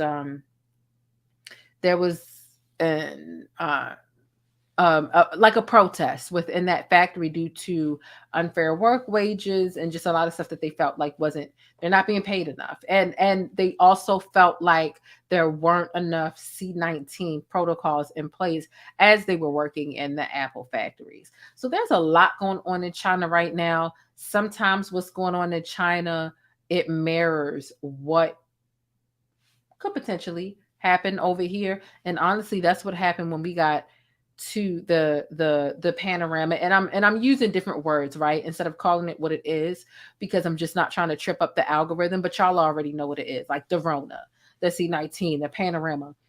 When we first came across the panorama, it was going down in China first, and then it came over here.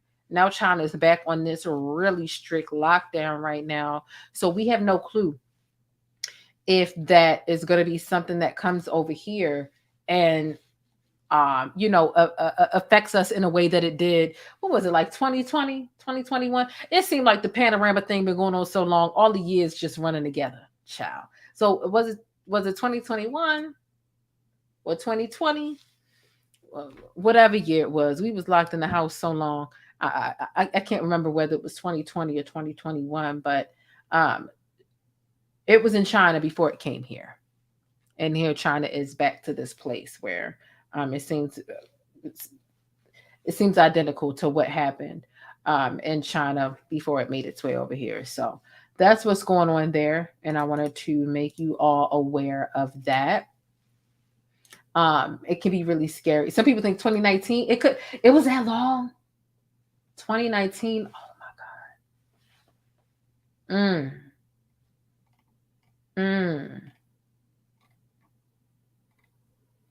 2019. Yeah, really. It's really inhumane, in my opinion. It's sick, it's inhumane. Being locked in there for weeks with literally corpses, dead people. It's crazy. It's crazy and it's unfair. One of the last serious things that I wanted to get into before we get into more lighthearted stuff is what's going on in Houston. Now, in Houston, they had no clue that there was a water boil notice or boil water notice, interchangeably, but nonetheless, the entire city of Houston, which is literally over 2.3 million people, is placed under boil water notices after a system outage. Now, some of the Houston residents are saying that they wouldn't have known about the boil water notice if it weren't for Twitter and TikTok. Now, this is really sick. It's also, it's really sad. We'll go ahead and we'll get into the article.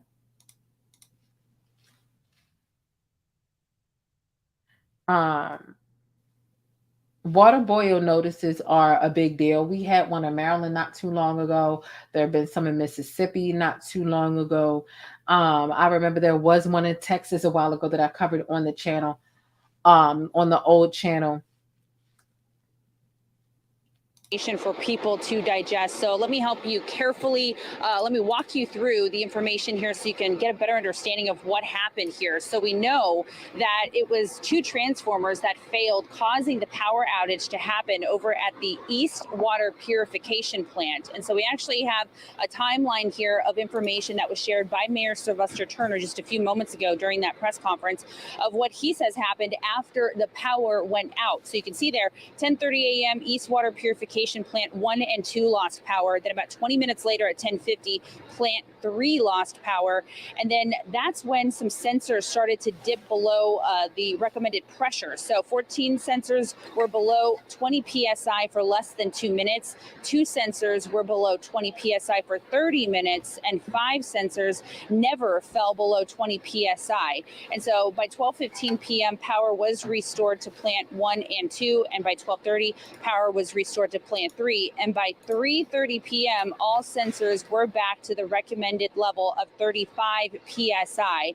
And so up on your screen now, our SkyEye cameras captured some aerial footage from up above of the plant this morning. And so, of course, the concern here is over the water pressure, because when it dips below a certain point, that's when contaminants could be introduced into the water. And so, as for questions about why it took so long to issue a boil water notice, the mayor was pressed on this issue pretty hard. And he says that the water pressure didn't instantly drop when power was lost at the water plant. He says that officials were, of course, closely monitoring for any changes and decided to issue this boil water notice out of an abundance of precaution. So take a listen here to some of what he had to say during the press conference.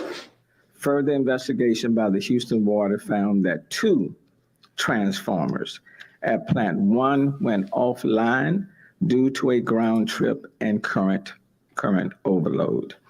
The electrical feeder from Plant 3 also experienced a ground fault trip. All right, so you just heard him there talking about some of the timeline of what had happened when the power outage happened at the water treatment facility. And so they said, once again, the boil water notice was issued out of an abundance of caution. And so as for what happens next here, so we know that water samples are being collected from around the city and that they're being taken to a City of Houston lab where they will undergo testing. And so here's the thing, those samples actually have to sit for 18 hours to see if anything grows while they're in the lab. So of course it's a waiting game at this point, but hopefully once the all clear can be given, they estimate around 3 o'clock in the morning, the boil notice will be lifted. But they also have to get approval from the Texas Commission on Environmental Quality. They're the ones who ultimately can say that it's once again safe to drink out of faucets here in the City of Houston. So of course we'll keep you updated, but with that, I'm gonna toss it back inside to you. Charlie at City, ABC 13 Eyewitness News.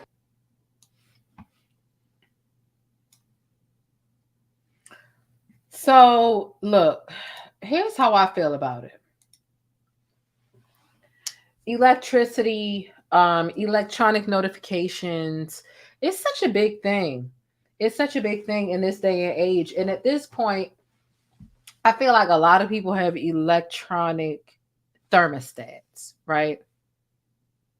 Fire detectors let you know when like fires are dangerous, just like contaminated water are dangerous. And I feel like with all of the electronic thermostats, there needs to be some sort of an alert or a beep or a message or a system. You know, if you've ever been in the car and there's like we're testing the emergency alert and it's just this really nasty, uncomfortable like beep.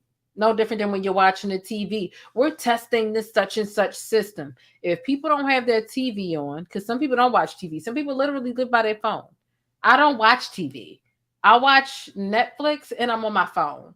You know, so the only reason I found about the water boil notice here in Maryland not too long ago was because I was on my phone and I was on Twitter, right?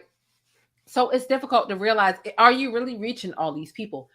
A lot of the thermostats are electric now. You got to hit this down arrow or up arrow on this electric pad to make a difference in your air or your heating situation. Y'all need to have a situation when there's a water boil notice where there's a certain type of noise or a sound. Your water, boil water. Like that's what needs to happen. Y'all need to replace all of the thermostats, like across the country. Like that's what I feel would be, because you got the older generation who do still depend on the news for that information. My grandmother depends on the news for her information. I depend on my mobile phone and what's going on online. What about the people in between?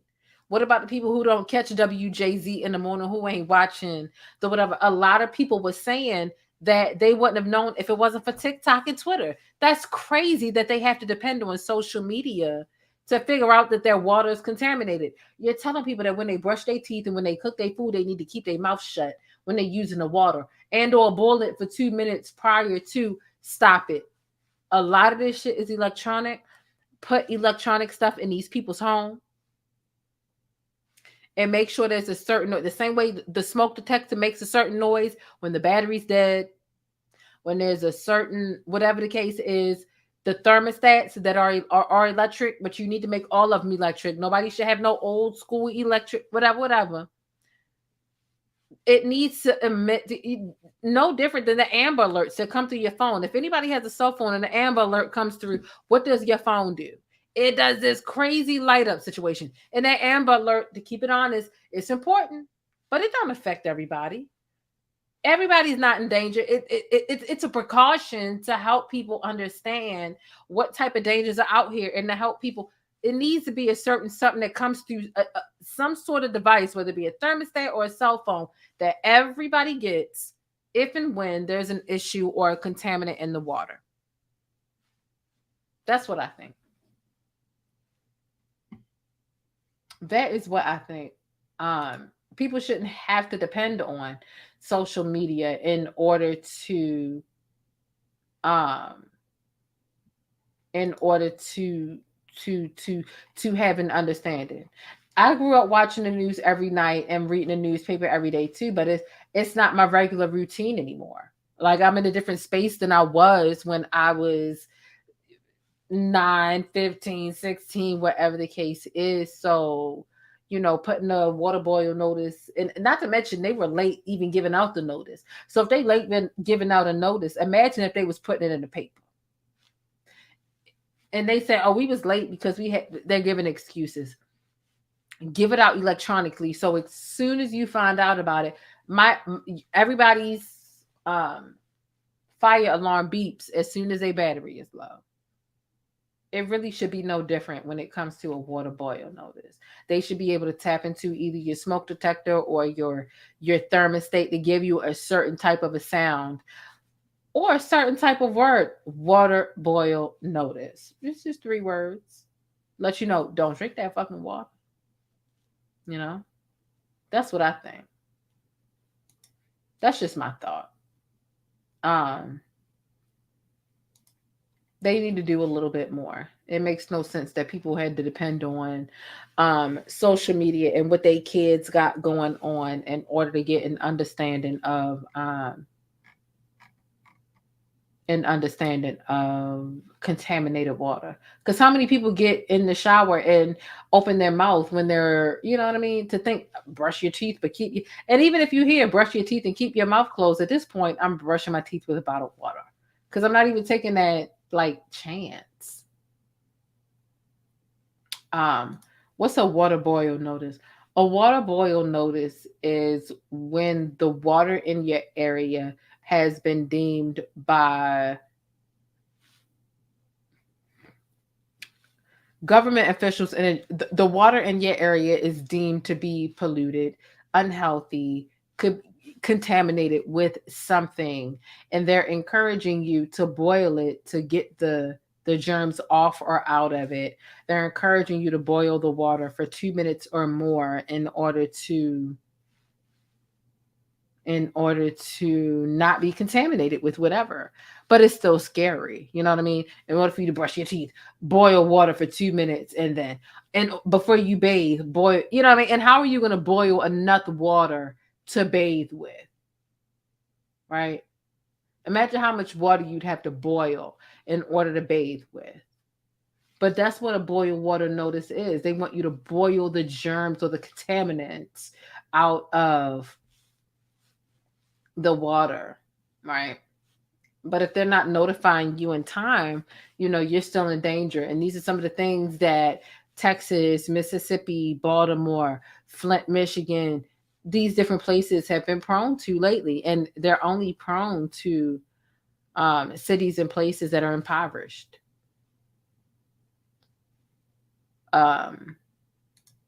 But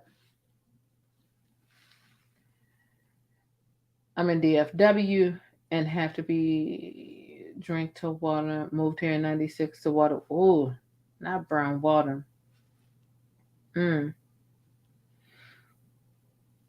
Yeah.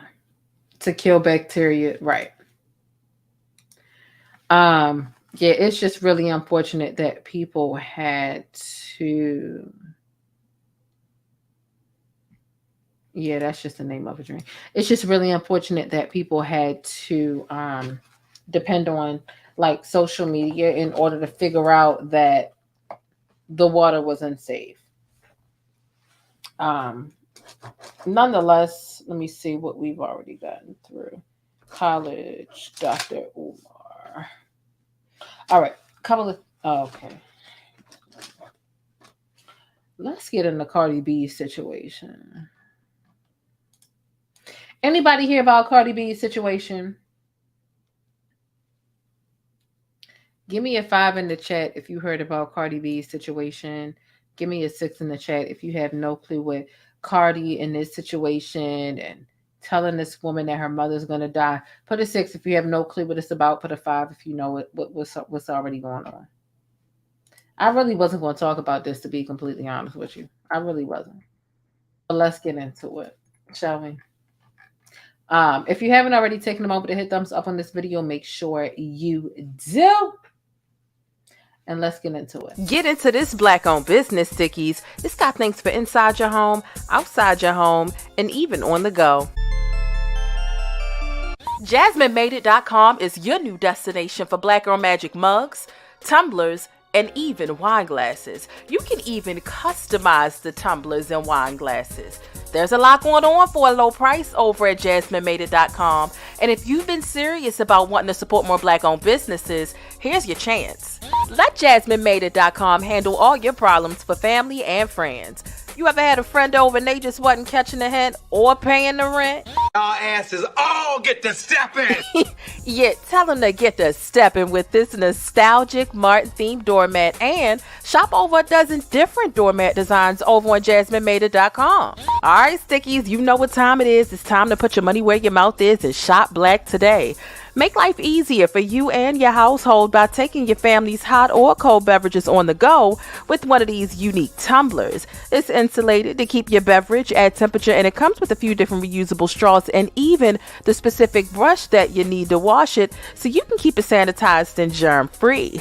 They've got all kinds of designs to match your mood or style. So grab something for your wife, the hubby, or even the kids over on JasmineMadeIt.com. That's JasmineMadeIt.com, and I'll see you over there.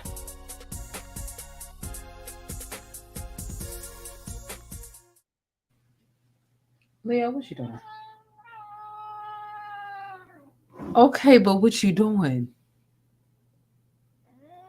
Okay. Okay, but what you doing? Okay, and what's that about?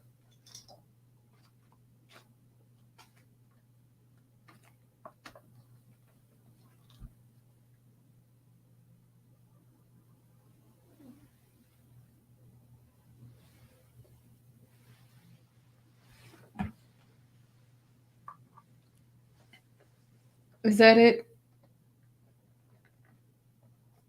What? Why you was upset?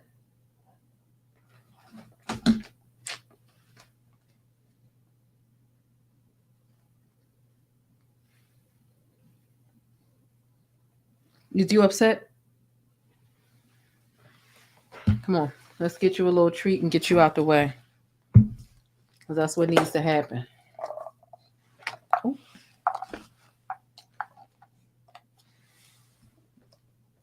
Do you agree to show the people what you got going on? Because one of these people, they didn't tell me who they were, but they bought you this kente cloth. Are you going to tell them who you are? Are you going to say thank you? Are you going to say thank you?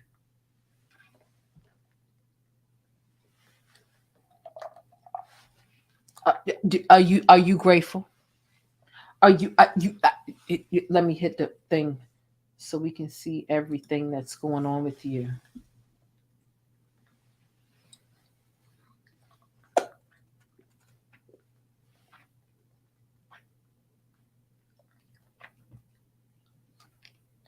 They bought you a kente cloth and it's reversible.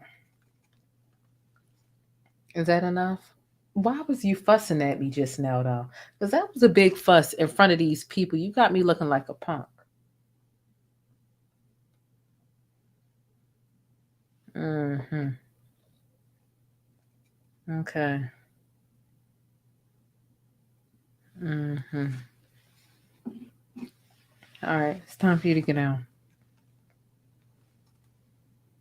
Yeah. It's time for you to get down.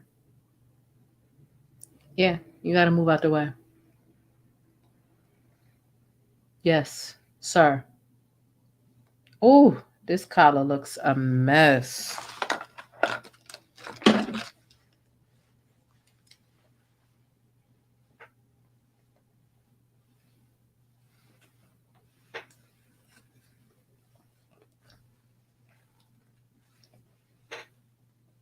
Well, then move. You don't want me to cut the thing. It looks a mess.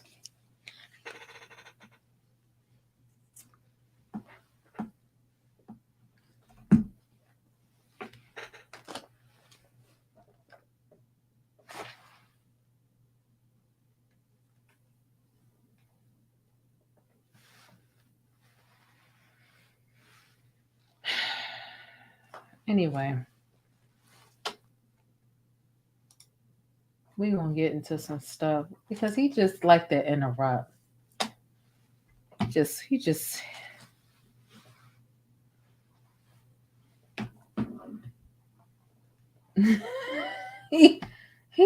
like to interrupt. Yes, he's very talkative.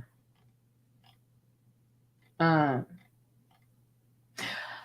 right, so Cardi, before we get too caught up, because I do love talking about Leo, but why is he so sassy? I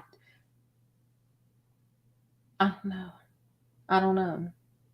Why is Leo so sassy? I think it's got something to do with the way he was raised. I'm not sassy. Am I, you guys? Am I sassy?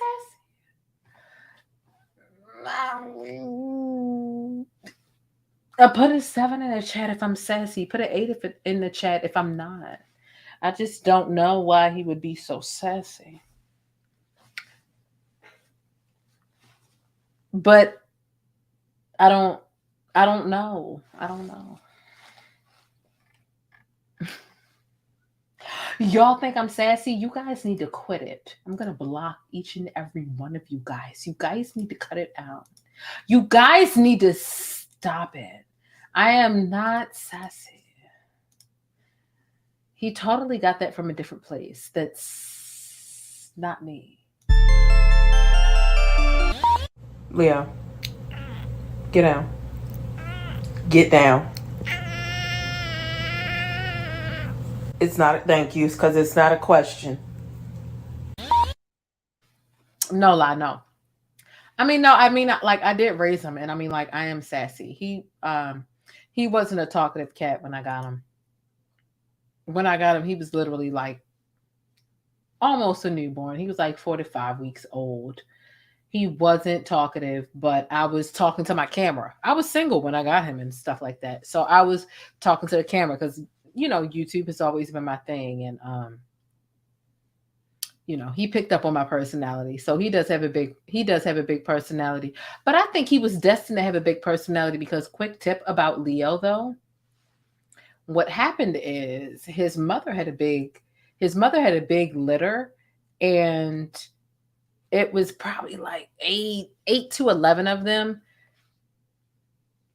in that household. But there was also a dog there. The dog had obviously always got along with the cat. Obviously the cat, like there was a dog there.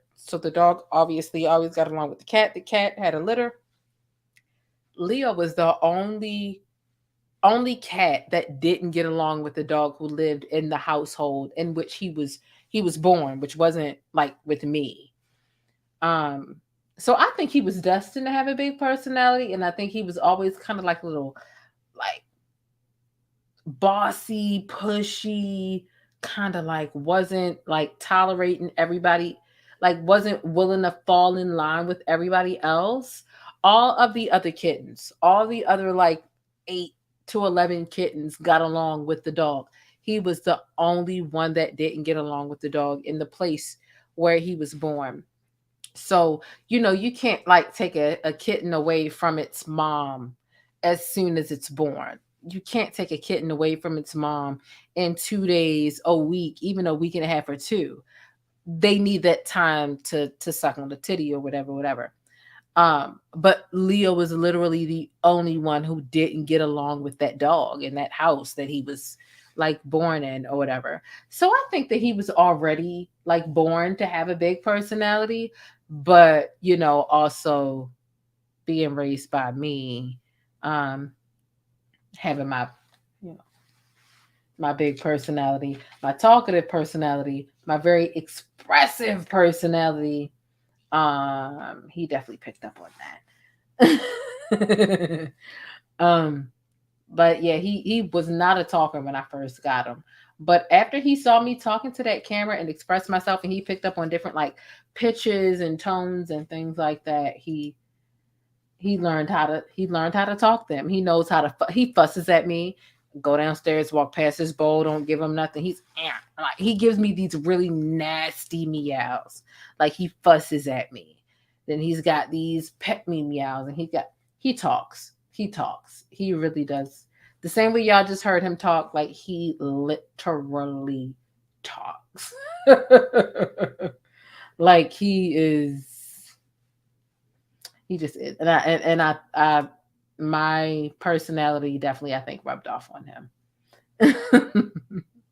But I can't believe y'all calling me sassy, because I'm not sassy. I am not sassy. You all have got some. I'm blocking all of you who put the 7s. I'm blocking each and every one of you guys. Anyway, let's move on to the story. I could talk about Leo all day, to be honest. Like, that's my baby. But let's talk about Cardi. All right. So Cardi and this woman, they was arguing. Child, let me tell you something. I don't give a fuck. Let me tell you something. I really don't. I don't give a fuck about Cardi arguing with somebody, because she always saying something like mega vile towards someone. Like she always is. And look at it. Here she is. Your mother's gonna die. Like, damn. Okay. This woman, her name is Nicole Arbor, right?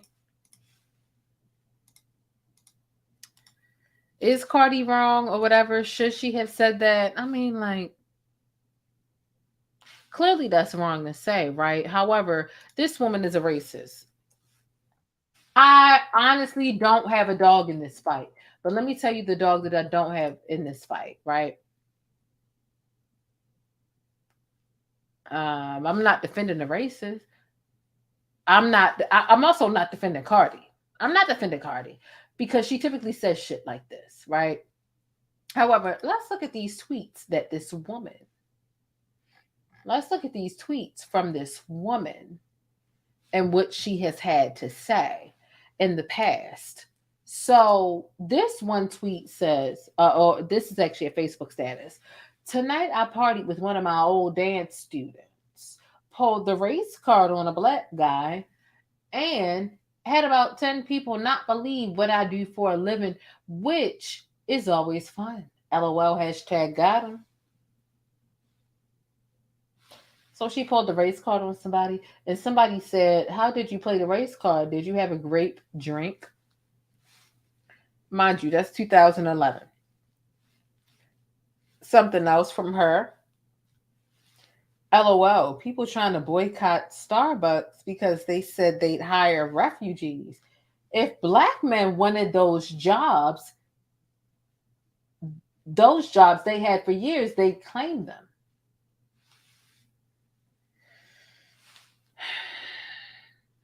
Sometimes I fantasize about being a Black person so I could be in a movie playing a character who overcame being Black and win an Oscar. Every time I see Black people even speak to each other, I yell, "World Star!" and start recording on my cell. Whatever. It's a fun game.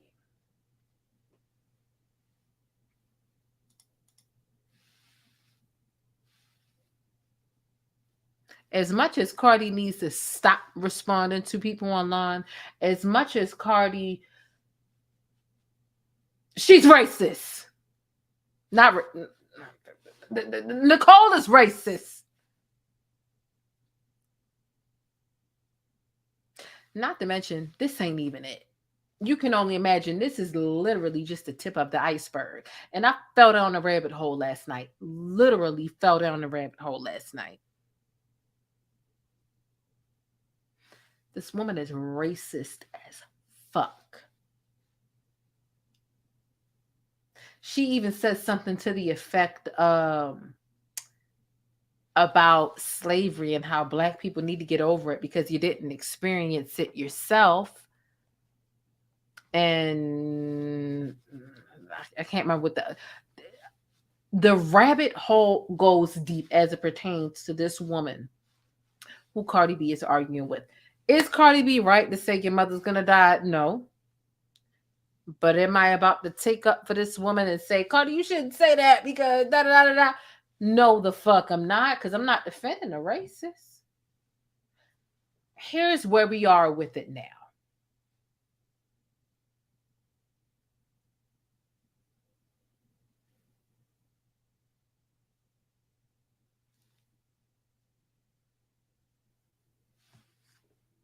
Matter of fact, if I go to her, nah, I think Cardi's deleted all the tweets.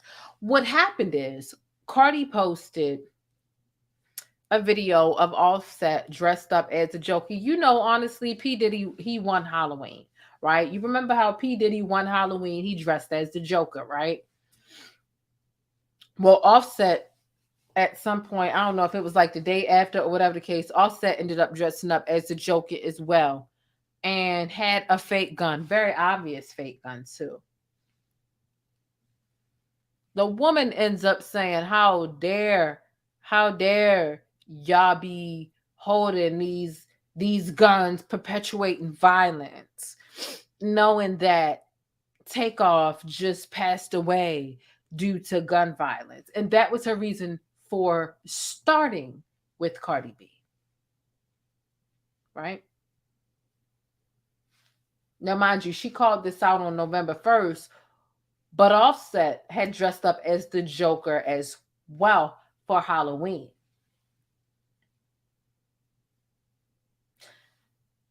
So Nicole, let me go back to the tweet that makes sense. That really has people in a tizzy like, oh, I had somebody come into the right. How do you overcome being Black? Make it make sense. Make it make sense. So people are upset. They feel like, Cardi, how you gonna tell somebody that their mother need to die? At the same time, how do you really defend a woman saying what she's saying? Because she essentially what she's saying is Black on Black violence. If you go back and forth, I've been looking on the whole whatever. What she's saying is, you niggers. Now, she didn't say you niggers, but in a nutshell, what she's saying is, you niggas perpetuate violence and these niggas get gunned down in the streets. And she's white and she says this.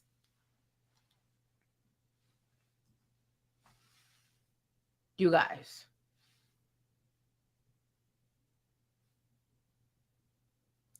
This is a woman who has been openly racist for years.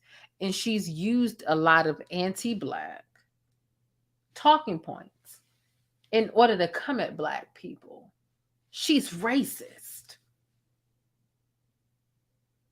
And now she has a new talk show that she's coming out with. She enjoys the proximity to Black people, specifically the tearing down of Black people, not the building up of. Not finding anything positive to say about the Black community or Black people, but the demeaning of Black people. And so, again, we've got, what is it? If I go back to these couple, because these are just a couple of tweets, right? I'm not going down the whole rabbit hole, because honestly, we'd be here until the day after tomorrow if I went through all this woman shit, because she's racist as hell, and she has a long history of being such. 2011, 2013, 2012, 2000, is this 17? Yeah.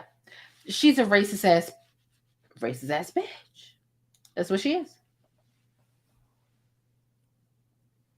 And so instead of her being able to stick to her guns of being racist, she decides to try to switch it. Because I've went back and I've looked, for these tweets and tweets about Black people and Black things and Black men.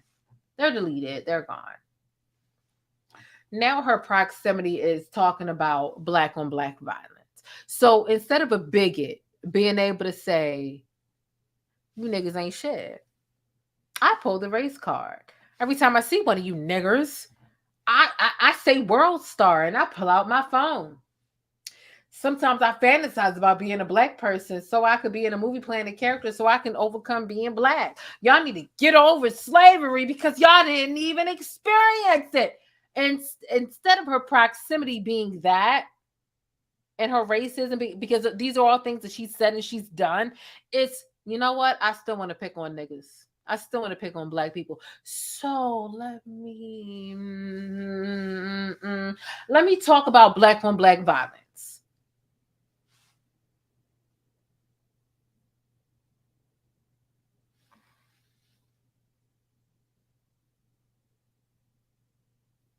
You talking about Offset on Halloween playing the Joker with a very obviously fake gun, playing a role, and come to Cardi B about it instead of going to Offset about it. That's you talking about Black on Black violence. Instead of you talking about, because you white, you talk about the Black community, you overstepping into a community that you're not even a part of. How about you talk about the mass shooters that are your complexion, the 8.5.5 by 11s, the cream color people? What do you got to say about them? Bitch, I don't need you talking about Black on Black violence when you're not even addressing what's going on in your community. And that's the issue. I'm not defending Cardi because I don't feel like what Cardi said was right. But I also don't have room to condemn Cardi or villainize her, knowing that this woman is the type of woman that she is, because she skips past her own community and the incest. Oh yeah, because y'all cousin fuckers. When it comes to y'all shooting up schools, malls, movie theaters, you're silent. But you want to hone in on what you feel like the Black community is doing to the Black community. What effect does that have on you? Mind your fucking business and talk about what's going on in your community. You'll have better luck. But you want clout because you have a show. Because that's what's going on. She got a little show that she's calling a little ant. I don't give a fuck. I'm not defending Cardi. What I'm saying is this woman is a racist.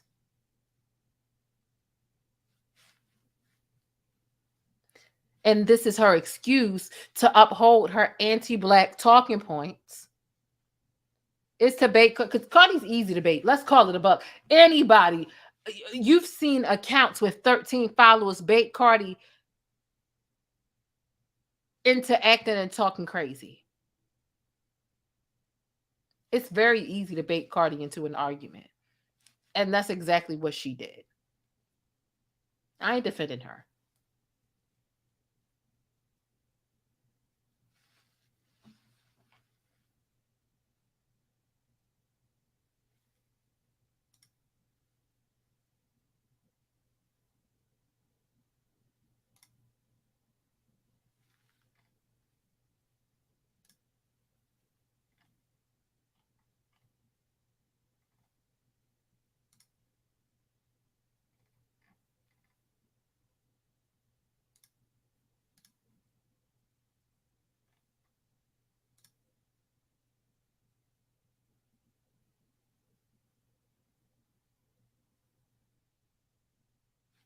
The fact of the matter is Cardi's not black. So what is she doing to the black community? And that's the whole fact of the matter is coming at a woman that's not black to talk about black people, to skip over the white community who actually can you tell me about a black person who really is shooting up a school? Don't worry, I'll wait. Don't worry, I'll wait. You know, so when it comes to people who aren't of color, to try to come at people who are of color, but come through a woman who isn't of color, because that's what it is. Offset is black. Is Cardi black? It's a debate. I don't consider Cardi B to be black. I don't. However, they brought Cardi B into the conversation instead of really talking about if you felt like Offset on Halloween dressing up as a Joker with a fake gun, whatever the case is, talk to him. No, she wanted to debate Cardi because Cardi was going to give her the views. Again, I'm not taking up for Cardi. What I'm saying is this woman is racist and she wants to talk about black on black violence when she doesn't have the right. And she went on and on about, oh, y'all talk about violence in y'all music, and that's why in society y'all black people be killing each other. Cardi not even a person to be having that conversation with. Let's start there. Cardi's not the conversation. Cardi's not the person for you to have a conversation about black on black violence, because Cardi's not black. She might call herself Afro-Latina, but she's not black. If she would have tried to have that conversation with Offset, it would be different because Offset is black.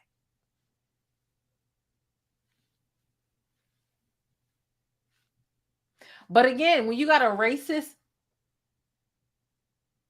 a cream colored racist, who is skipping past their own community, who literally have, just look at the statistics when it comes to mass murders. Skipping past the issues in their own community to try to dig into black folk business and music and how they feel like music contributes to violence.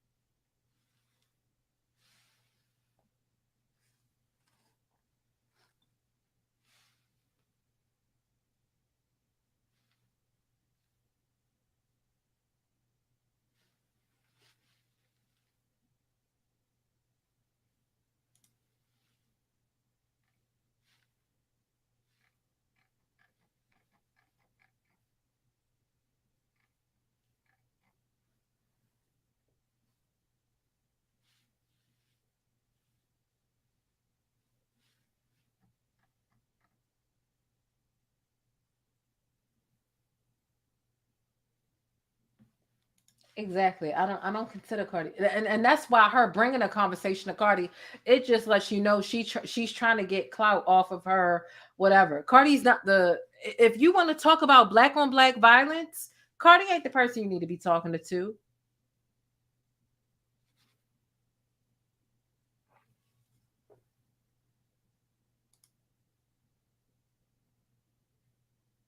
At all.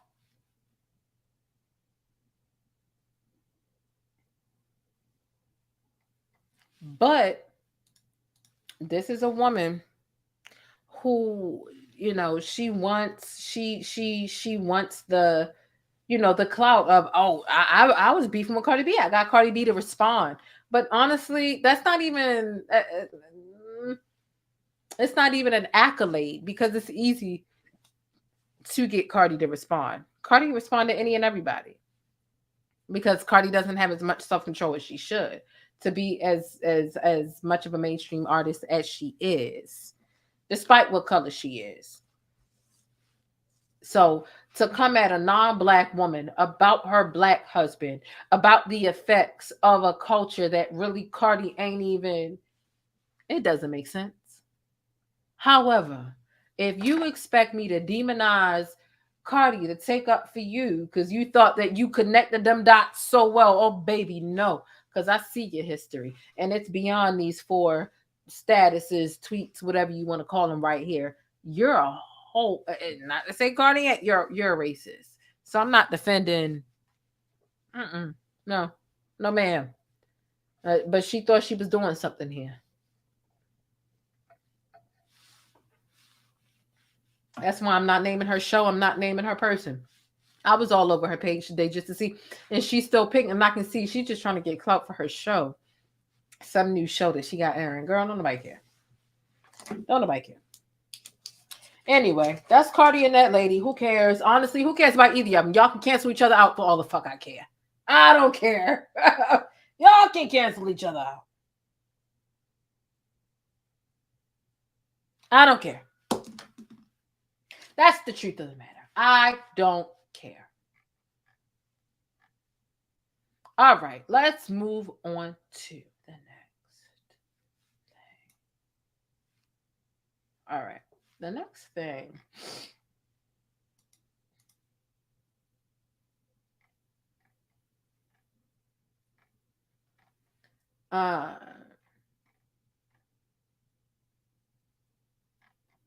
Let's go right next, because Sean. All right. So the next thing that we're going to talk about, we gonna talk about Will Smith just a little bit.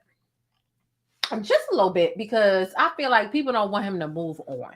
I feel like people don't want Will Smith to grow, to continue to work. They feel like since the slap, he should just sit down and shut the hell up and never work again. And like, just be quiet and that's it. And I just don't feel like that's right. So here's what's going on. And here's what he said.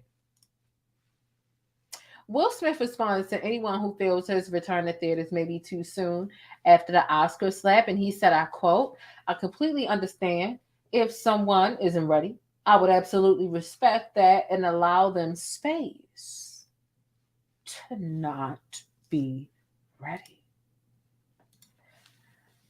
You know what this is saying? Okay, you don't want to watch my movie, then don't watch it. If you don't want to watch my movie, then don't watch it. I feel like this is the nicest way I've ever heard someone say, okay, well, don't come then to the theater. No one's forcing you. Because honestly, for people saying he's returning too soon, and for him to say, I'm going to give the people space that say I'm coming to the theaters too soon, is literally no different. It's equivalent to saying, okay, well, then don't come then. Ain't nobody forcing you. That's the nicest way. He can't even get buck with y'all, because y'all gonna take it and y'all gonna run with it. This man literally said, I'll give you space if you want space, but I'm coming to these theaters. Which means if you don't want to see the fucking movie, don't come. I mean, like, let's keep it about. Now, look, the movie is called Emancipation.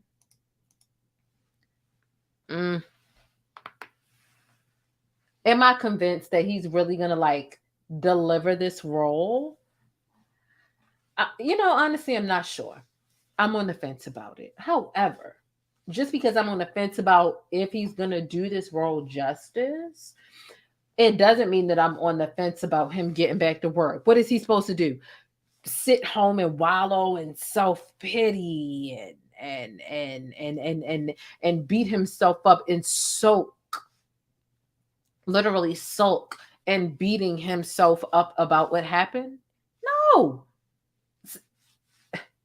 Sitting still and just playing what you feel like you could have done better or what you shouldn't have done over and over and over again ain't gonna do anything positive for you. You need to get busy and get back to your hobbies and what you think is best for you.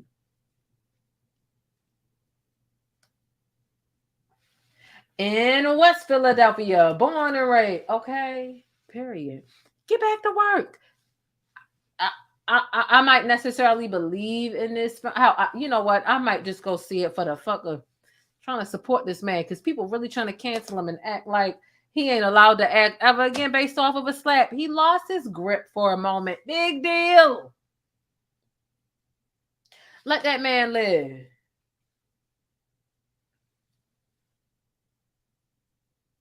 But the fact that he got to say, I understand if y'all ain't ready for me to come back to the theaters, and I respect that, and I'll allow you the space to not be ready for me to come back to the theaters. End quote. But I'm coming to the theaters. In other words, don't come. No one's forcing you. That's the nicest way I ever heard anybody ever say that in my life.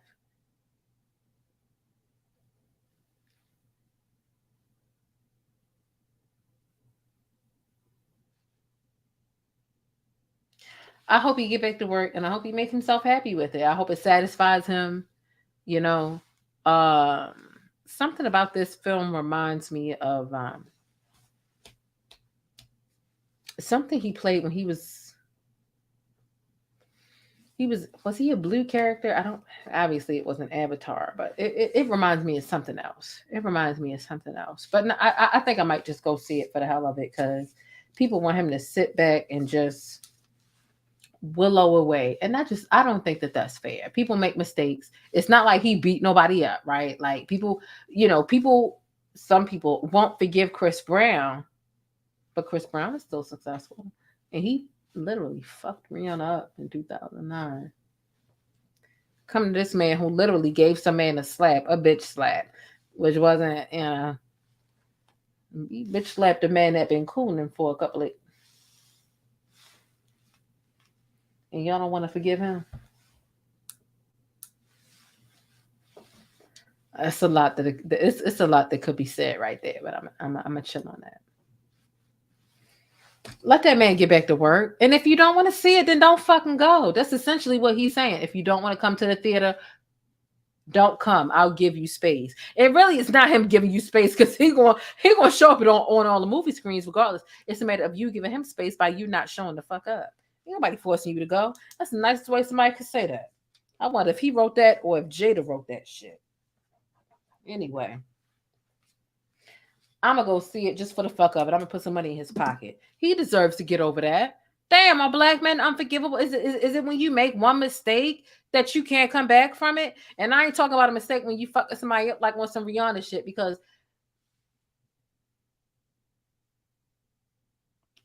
Chris Brown and Will Smith are in two different categories, right?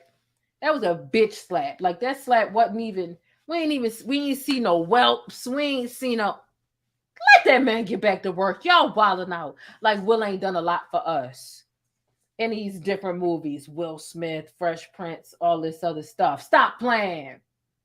He's unforgivable all of a sudden. He's not worth being forgiven. He lost his cool, and if anything, it proves that he's real. All of us had these moments where we lose, where our temperament, we just don't have the most control over it. Stop it. Let this man get back to work. Y'all out of pocket. Shit. I still don't really get down with Chris Brown based off of Rihanna. That's me. I'm not saying that Chris don't deserve to be forgiven. If you forgive him, you forgive him. When you forgive somebody, it's really for you. It's not for them. I'm not carrying around what Chris did to Rihanna with me. Did I forgive him? I mean, he didn't fucking hit me, but did I forgive him? Yeah, but that don't mean I support his shit, because I just feel like what he did was wrong. But that's me. I don't feel like Chris Brown don't deserve to work another day just because I don't fuck with him. I don't fuck with Chris because of what he did. You know what I'm saying? But that don't mean he don't deserve to work no more. Does that make sense?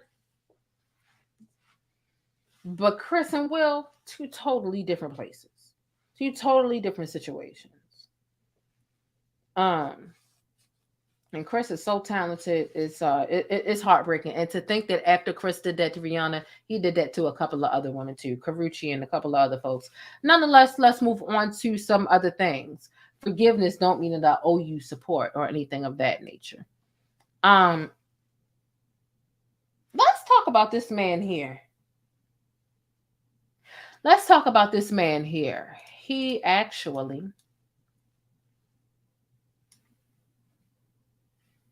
Rihanna forgave him, so exactly. Rihanna forgave him. I forgave him too. That don't mean I gotta listen to his music, and I don't. He got albums coming out or whatever. I don't rush to it. But I'm not also out here running campaigns to don't listen to him. You should. I'm not like out here encouraging people to like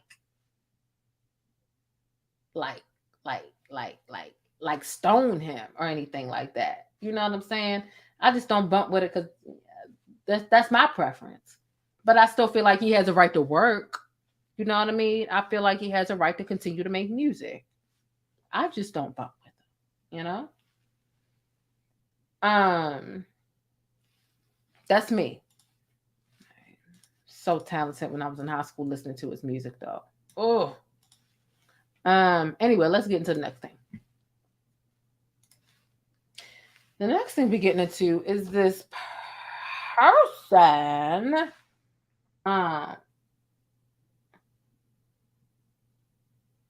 Wait a minute.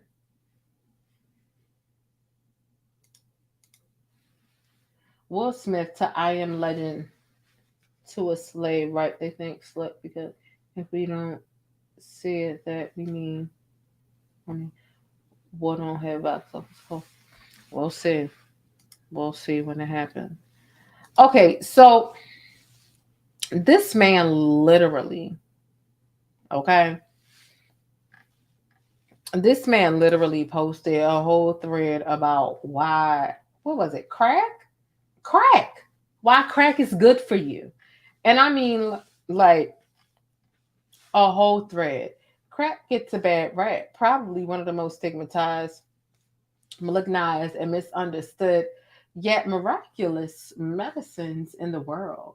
99.9% of people in the world have probably never tried it. As my first tweet back, we'll do a thread that'll run perpetual with random additions. Now, I'll just say he missed the apostrophe here in the well.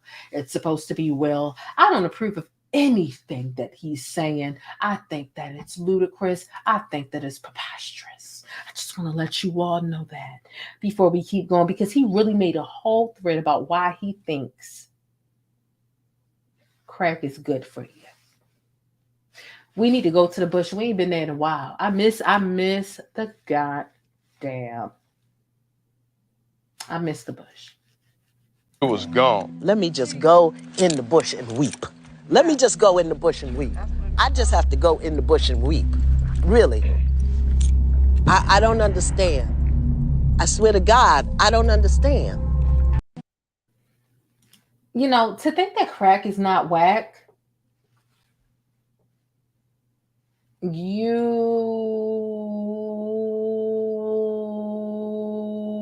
gotta still be on it or something. You gotta still be on it. You gotta still be on the pipe.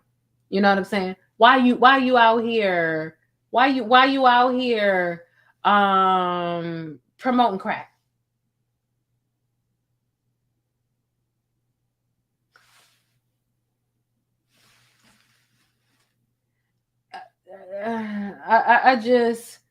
I don't get that. Somebody doesn't understand. Dreaming Emmett doesn't understand what the bush is. Let's go to the bush again. To all of my people who are channel members, please use your weeping bush emoji. We're gonna go to the bush and we're gonna come right back and go through this situation. It's where we go when we just really can't believe something. Iyanla Vanzant. If you know who Iyanla Vanzant is, she be trying to heal people who got like deep-rooted issues and problems. So I use this clip because it's my thing. And when I can't believe something, I'm just like, yo, let's go to the bush because this shit is crazy. I know you fucking lying. That's kind of what the bush is. Like, I know you fucking lying.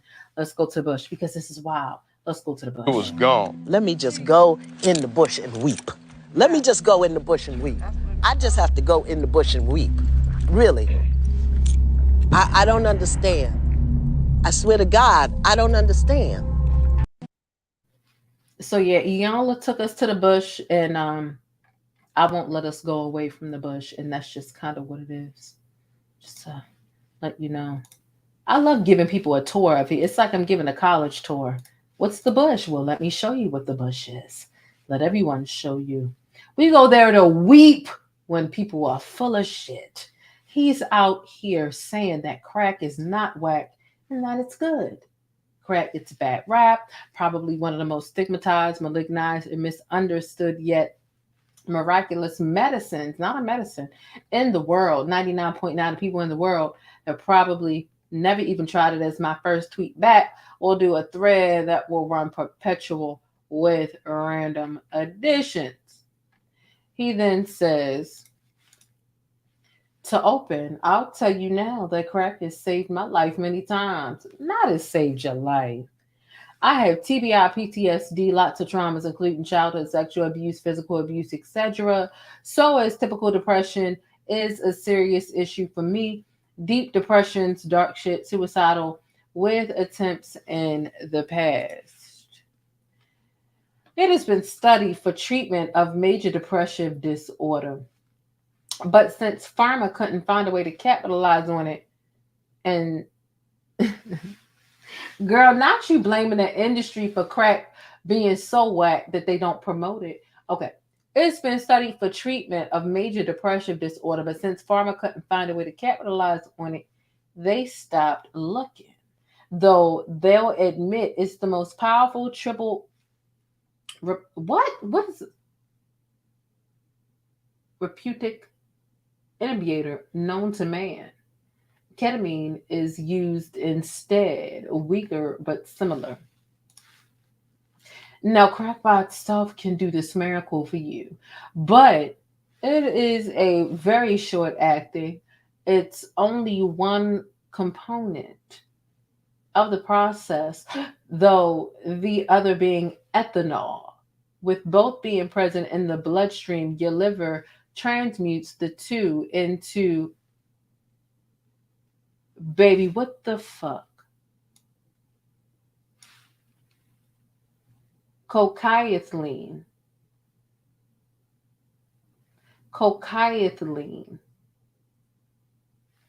And water. The cocaethylene is the miracle.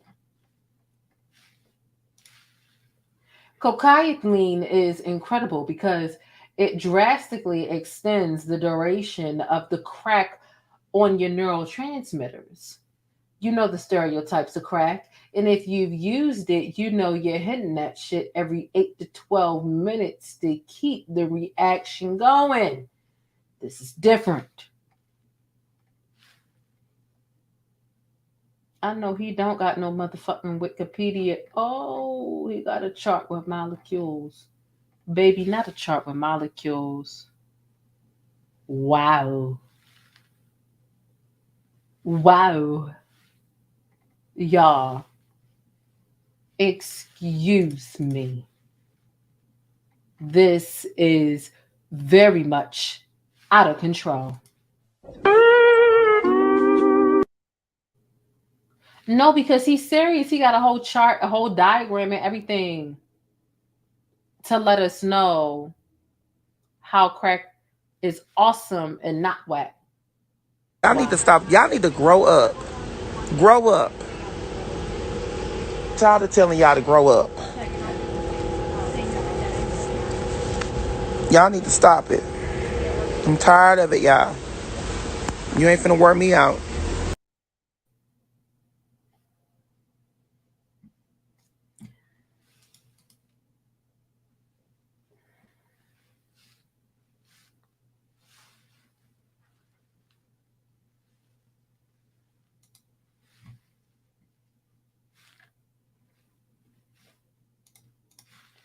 you can use powder form of cocaine and get similar results. True. Again, I don't emphasize any of this shit. I'm just reading how absurd it is.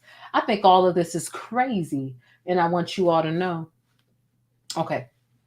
He says, I emphasize crack homemade because of the many adulterants that are in powder cocaine. Cook it into crack with your own hands is the only way to be sure you're dealing with pure cocaine. Oh my God. I'm going to continue. Lots to cover. But if you see the quote retweets and replies, you'll see what I meant in the first part of the thread. This is all a personal anecdote, and the only endorsement I would make of crack. Oh my goodness, not an endorsement. And the only endorsement I would make of crack is for doctors or researchers to reevaluate and reopen the studies of the trials. Many people have mentioned how powerful and addictive it can be. This is true in certain scenarios, of course. I'm an addict. My first love is opioids, original yellow football Norco 10s. Yet I can manage to use crack in small amounts for short durations. How is this possible? Crack and cocaine in general isn't technically physically addictive, unlike opioids, meth, nicotine, alcohol, sugar, etc., etc., etc. Alcohol, especially, which I used to struggle with, can literally. Oh, bitch, you used to struggle with alcohol, but now you're on crack, and that's better.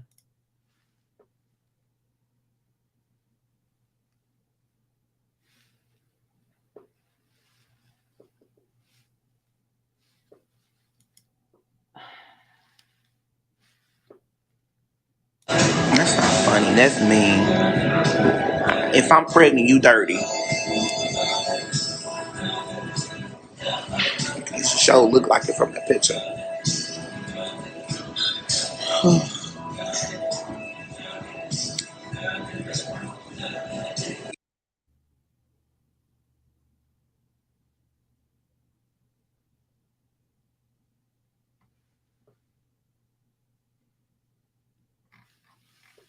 Let me ask Joe Budden what he.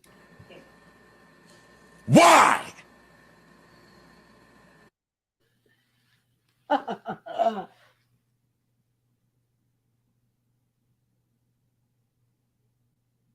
Okay.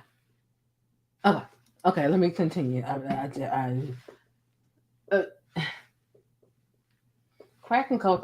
Crack and cocaine in general isn't technically physically addictive, unlike opioids, meth, and nicotine, alcohol, sugar, etc., etc., etc. Alcohol, especially, which I used to struggle with, can literally kill you if you stop. Almost did kill me and had to get professional help and meds. If you go on a month plus crack binge and suddenly stop, do you know what happens? You'll be sad and tired, low energy for a few days. You may seek more for an energy boost, but you aren't going to go through serious, potentially year-long physical symptoms, unlike SSRI or Suboxone. I mentioned Suboxone because that's the medical establishment's answer for opiate abuse. I use crack to get through that first hard week or two of opioid withdrawal, which anyone who is cold turkeyed opioids knows very well. Barely notice the symptoms, get plenty of sleep easy. Already seeing people calling this bait or a joke / parody, or I'm breaking balls, I'm a fed, etc. I've been here off and on for many years, used to have big micro niche famous accounts. Many here know me for real, not just as the green jacket. Ask them if you care that much. So anyways, I've scoured to find the actual numbers of deaths caused by solely cocaine overdose. 2019 data shows that 14,000 cocaine OD deaths, but a huge percentage of those were fentanyl or other opioid combinations, either intentional or from adulterated products. Tobacco, 480,000 dead.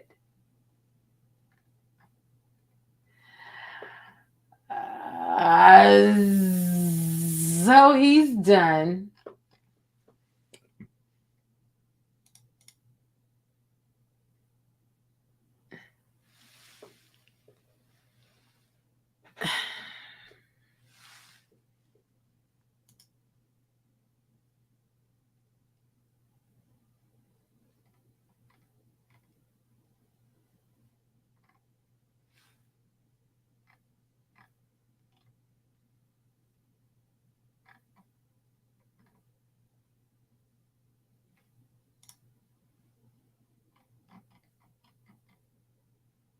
This is a sick Negro.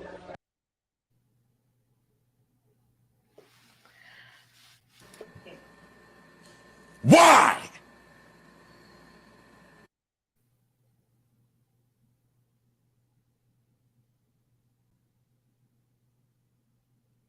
A whole thread about why crack is not whack and why it's in style.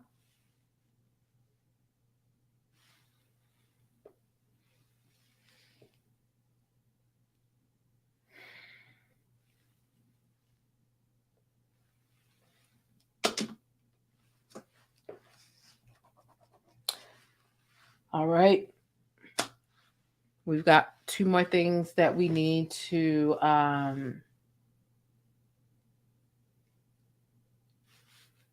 don't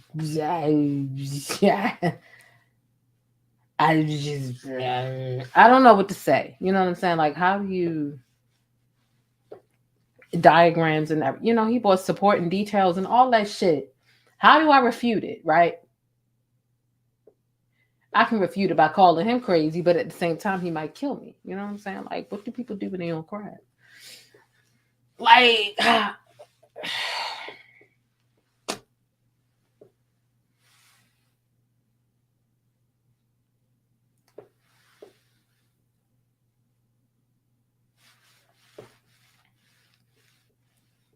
Right there, tell me that was no bar. That was no bar.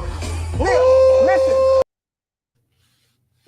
it's crazy to me. If you ask me, it's crazy. Let's get into our last couple of subjects so we can get the hell on up out of here. Because what do y'all think? I don't even know what to say. I don't even know what to say. As you on this report, what do we need to say? What can I say?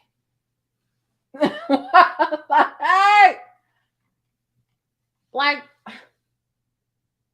a whole thread about how crack is not whack. Crack is the crack era, it did so much harm to us in the Black community. Not our generation, not our parents, but our parents' parents and their parents. Oh my goodness. It did a number on them. Not to say that none of the generations prior to what I just named were exempt from it, but like the crack epidemic, it did a lot of harm. I mean, like, it did a lot. It's a whole documentary on Netflix called Dope. Watch it if you haven't seen it. I mean, for anybody to be smoking out of a pipe, to be saying this shit is good for you, it's just got some negative stigma surrounding it, like, You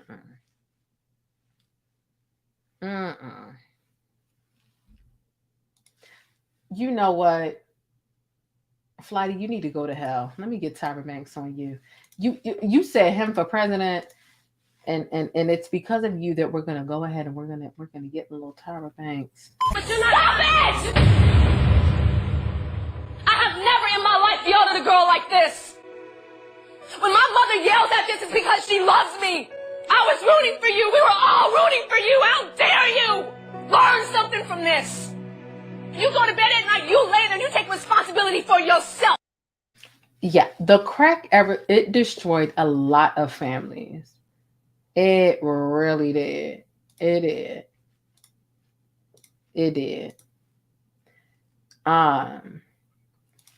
Nonetheless, let's get into the last two the last two topics and go on and get on about our business. I'm just glad that I could talk about something that was a little bit more lighthearted. Drop some pancakes in the chat. If you aren't a channel member, drop some regular pancakes. If you are a member of the channel, drop some special emojis. We'll be right back.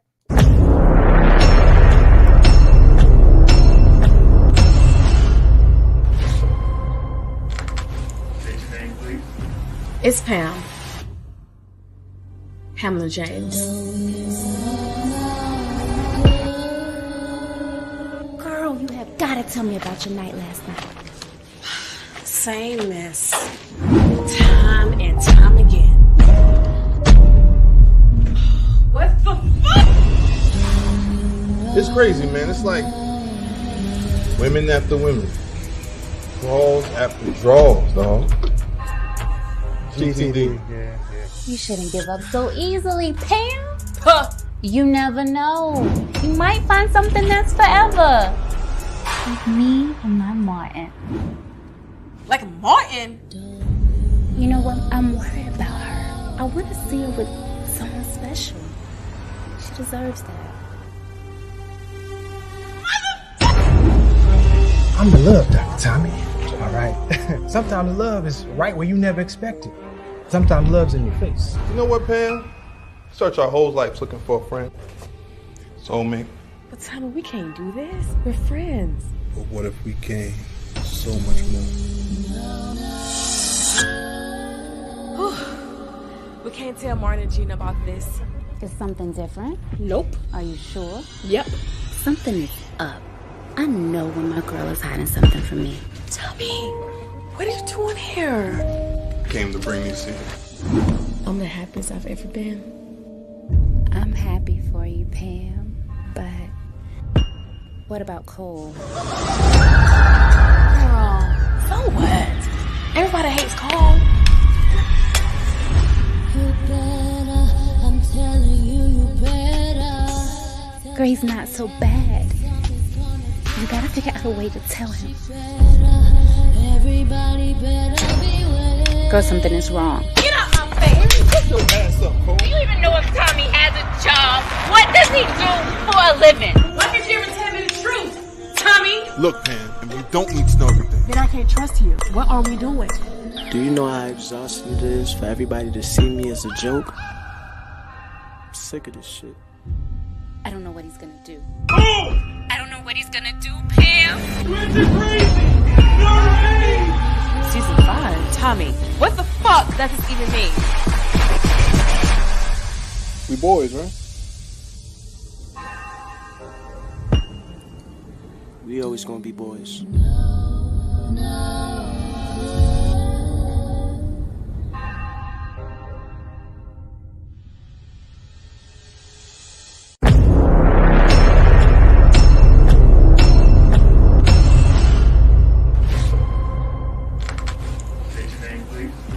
It's Pam. Pamela James.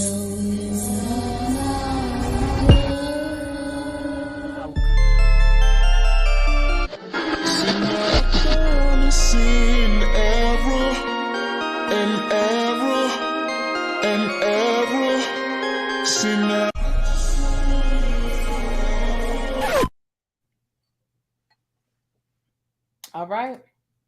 We are back to talk about our last couple of topics.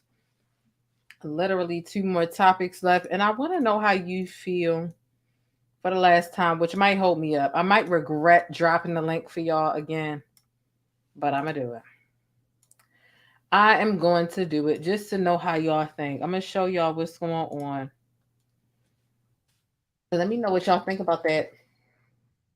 Martin, Pam thing situation. I really like Martin. That's why Martin is incorporated in my actual sponsor, but they had actually incorporated Martin into one of the doormats at jasminemadeit.com.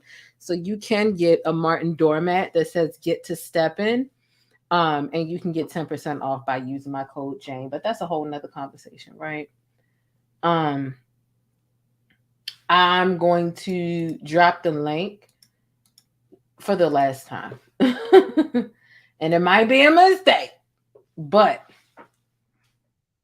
I'm going to drop it nonetheless. Boom, there we go. All right, so I dropped the link. And here's what's really going on. All right. This man says, and he posted this on Twitter. You know I live on Twitter. Those of you who all know, in between YouTube videos, I live on Twitter. That's where I be. Okay. I be using the trap, and the trap is Twitter. So this guy says, and this literally went viral, you can see. And it went viral in a way that wasn't good for him. Everybody is cooking him. I mean, flaming him. And maybe you'll understand why when I get to read this. It says, the real reason young and paid Black men wear jewelry is because if we don't, everywhere we go, we get treated like we can't afford our meals, cars, or homes. Didn't wear a Rolex or a diamond chain, and the girl purposely leaving stuff off because she feared I couldn't afford it. Now, this last sentence after the and, the girl purposely left stuff off of his check, right? He didn't get charged for certain things. He assumed it was because the woman feared that he couldn't afford it. He didn't assume that the woman was trying to give him a hookup. Have you ever been to a restaurant and somebody gave you a hookup? Have you ever been? Put a 9 in the chat if you've been to a restaurant and somebody gave you a hookup. Put a 10 in the chat if you have no clue what a hookup is. And if somebody gave you a hookup, you thought that it was because you thought the server thought you couldn't afford it. A 9 in the chat if you've ever gotten a hookup and you understand what a hookup is. A 10 in the chat if you resonate with this guy here. He feels like she gave me a hookup because she thought I couldn't afford this stuff.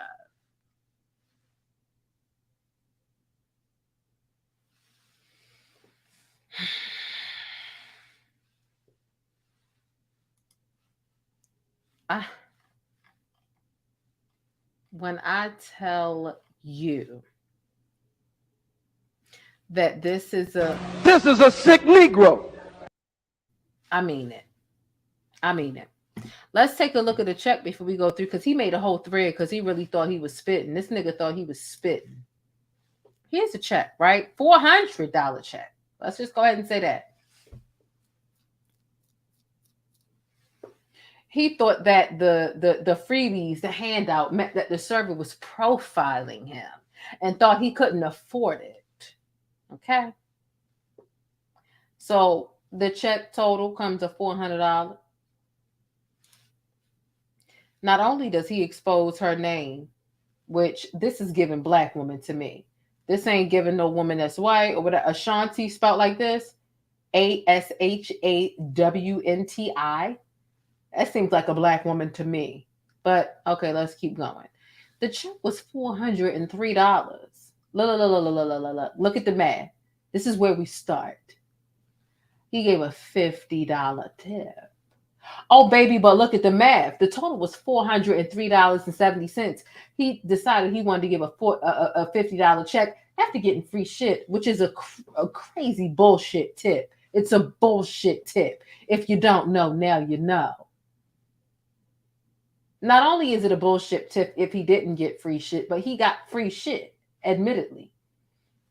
In his mind, $403.70 plus 50 is $450.70. He doesn't even understand elementary math, that this should be $453. So he doesn't know elementary math. But he wrote his at business at Aristotle_investment. Oh, yes.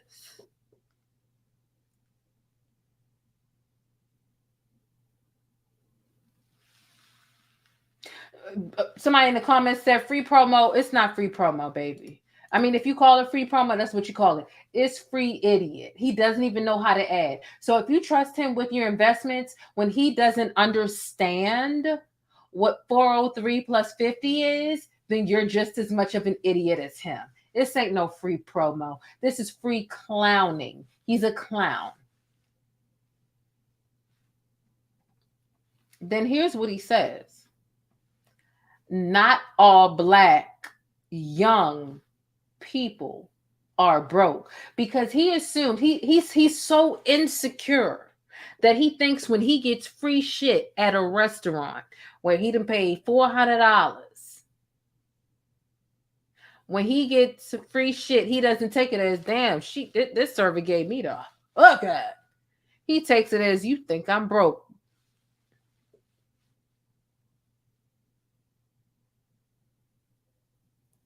That's actually not how profiling works.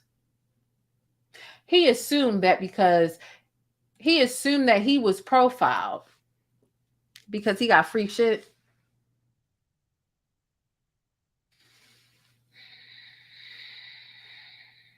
Profiling actually works the other way around. If somebody thinks that you're Black and you're broke, matter of fact, if somebody thinks you're broke at all, I served tables, I was a bartender, server, all that for well over 10 years.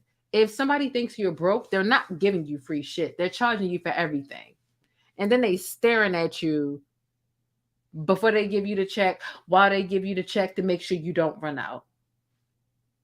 People don't give you free shit because they think that you're broke. He's insecure about something. Matter of fact, about a lot. So here's what I said. Like I said, follow me on Twitter if you ain't already following me there. Oh, but hold up. Before we get into all that, let's read his whole thread because he full of himself here.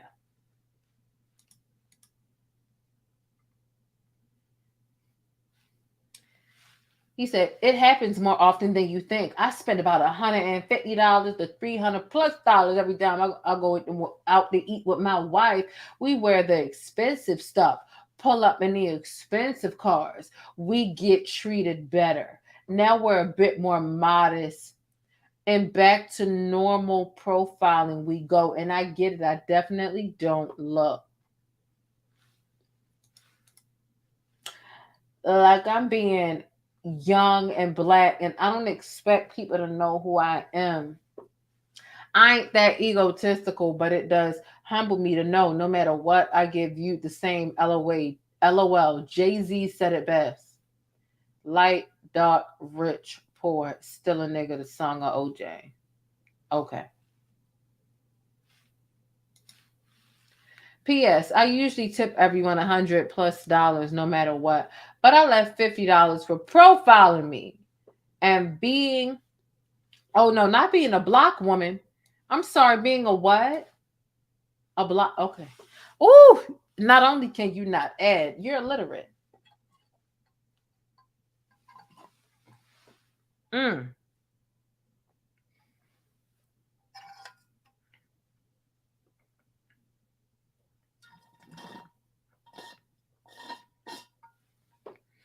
But apparently, she was a Black woman, right?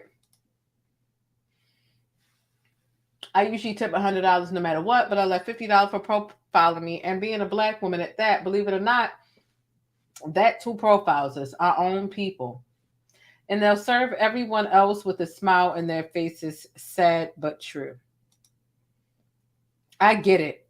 Aristotle, which is his name. Black people don't tip for real, for real. You've never been a server before. You got too much money to speak on this. Just be happy you're paid.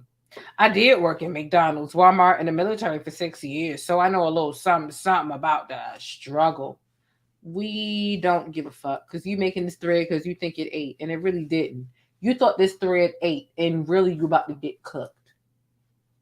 No matter what, though, I treated everyone with respect. It ain't about the money. It's about what I stood for as me. Your legacy is everyone you come in contact with. I vow and try my hardest to leave good impressions on the people who meet me in person. I don't care if you don't like me from a distance, but the last thing I want you to say is that I was rude and disrespectful or profiled you or I made you feel uncomfortable. You can hate all day when we leave, but you can't say I was a bad individual to you when we met. All facts. So, here are my thoughts on this. This is not the flex you thought it was. She hooked you up with free things. Like, how can you really mistake somebody hooking you up with free things as profiling or disrespect? Like, that's definitely a hookup. As somebody that's a seasoned customer service professional, especially in the food service industry. And I'm talking between sports bars, fancy restaurants, high-end dining, bartending, serving, whatever the case is. I've never seen anybody that took the hookup or I ain't charge you for this or that as you profiling me. You think I can't afford it? Like, no, they just take it as you giving them the hookup. What is wrong with you? Outside of the fact that you can't do math and you're illiterate, what is wrong with you?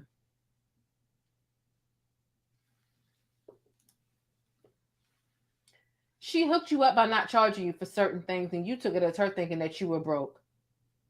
And then you under-tipped her for giving you the hookup. Because here's the thing. When you give people the hookup, especially as being a bartender, if you don't charge a certain like person or more than one person group getting a check, if you don't charge them for a couple of things, they tip you more because they appreciate the fact that you didn't charge them for a couple of things. That's how you get more money. If you have it, if you have the ability to not charge them for everything. Now, I don't work in the food service industry no more, so I'm just giving game. But like in general, if somebody gives you the hookup, they expect a bigger tip because you could have been paying for the stuff that they didn't charge you for. So why not give them the tip money that you would have gave for the items that they didn't charge you for? Like, that's just the common etiquette.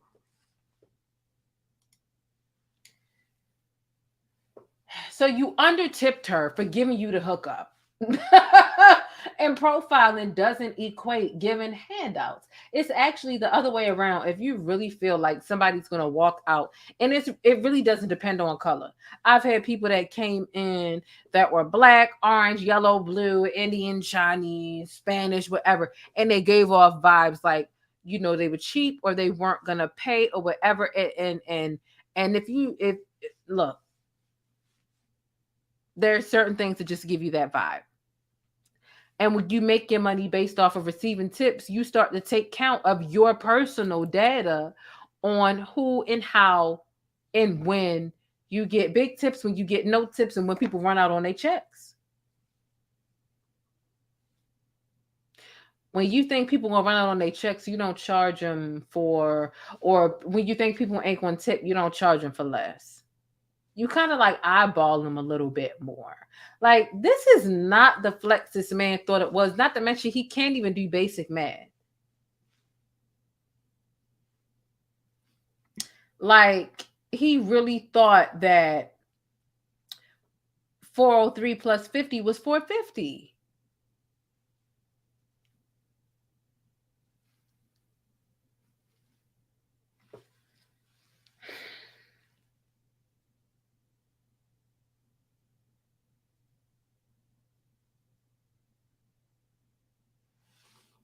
And he think it's a flex. And he online, right? He wrote at Aristotle. Don't nobody give a fuck about Aristotle. Anybody fucking with Aristotle? You wrote your. Oh, so you dissed her, you stiffed her, you didn't even give her at least like 15% of the check, and then you write your business name because you thought, and then you exposed her name.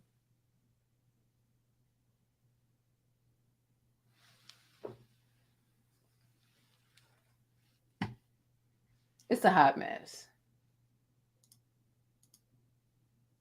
It's a hot mess.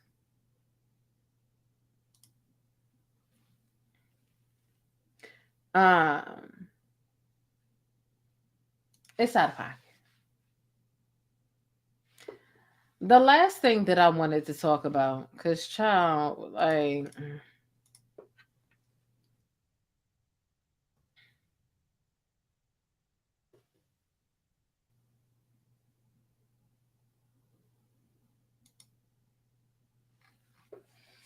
it's about Elon and what he got going on.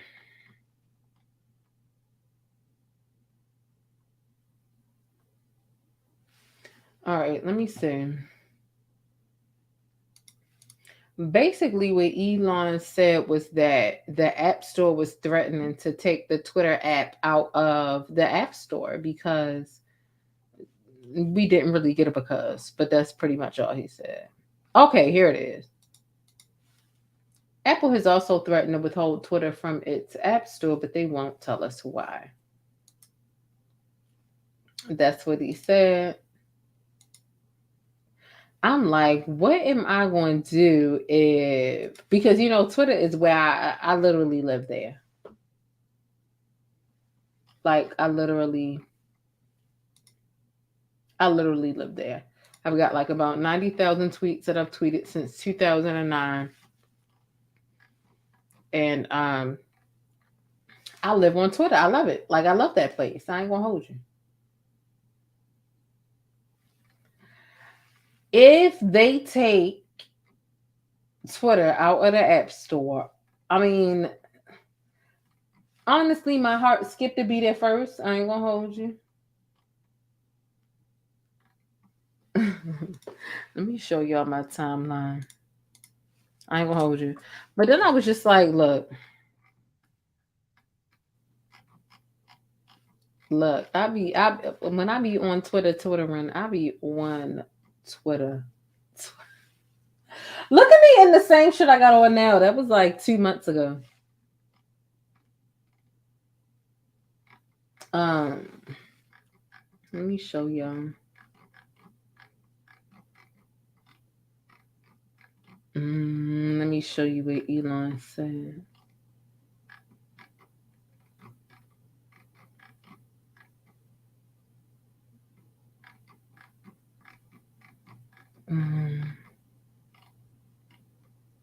Child, this was early in the morning.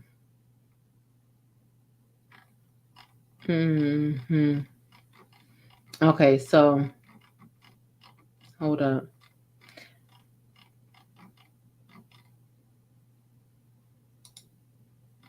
This is what I said. I said me getting acquainted with Twitter mobile being my damn browser, like the literal browser, because Elon's wild ass antics finna get Twitter snatched off of my Apple device. So this is what I'm finna be doing. Getting used to the damn going on the Safari, typing in www.twitter.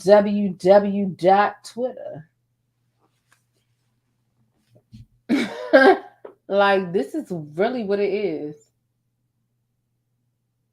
That's the truth. Like, what I'm really going to do if it get taken out of the Apple, because everything I have is Apple. I don't have Android anything.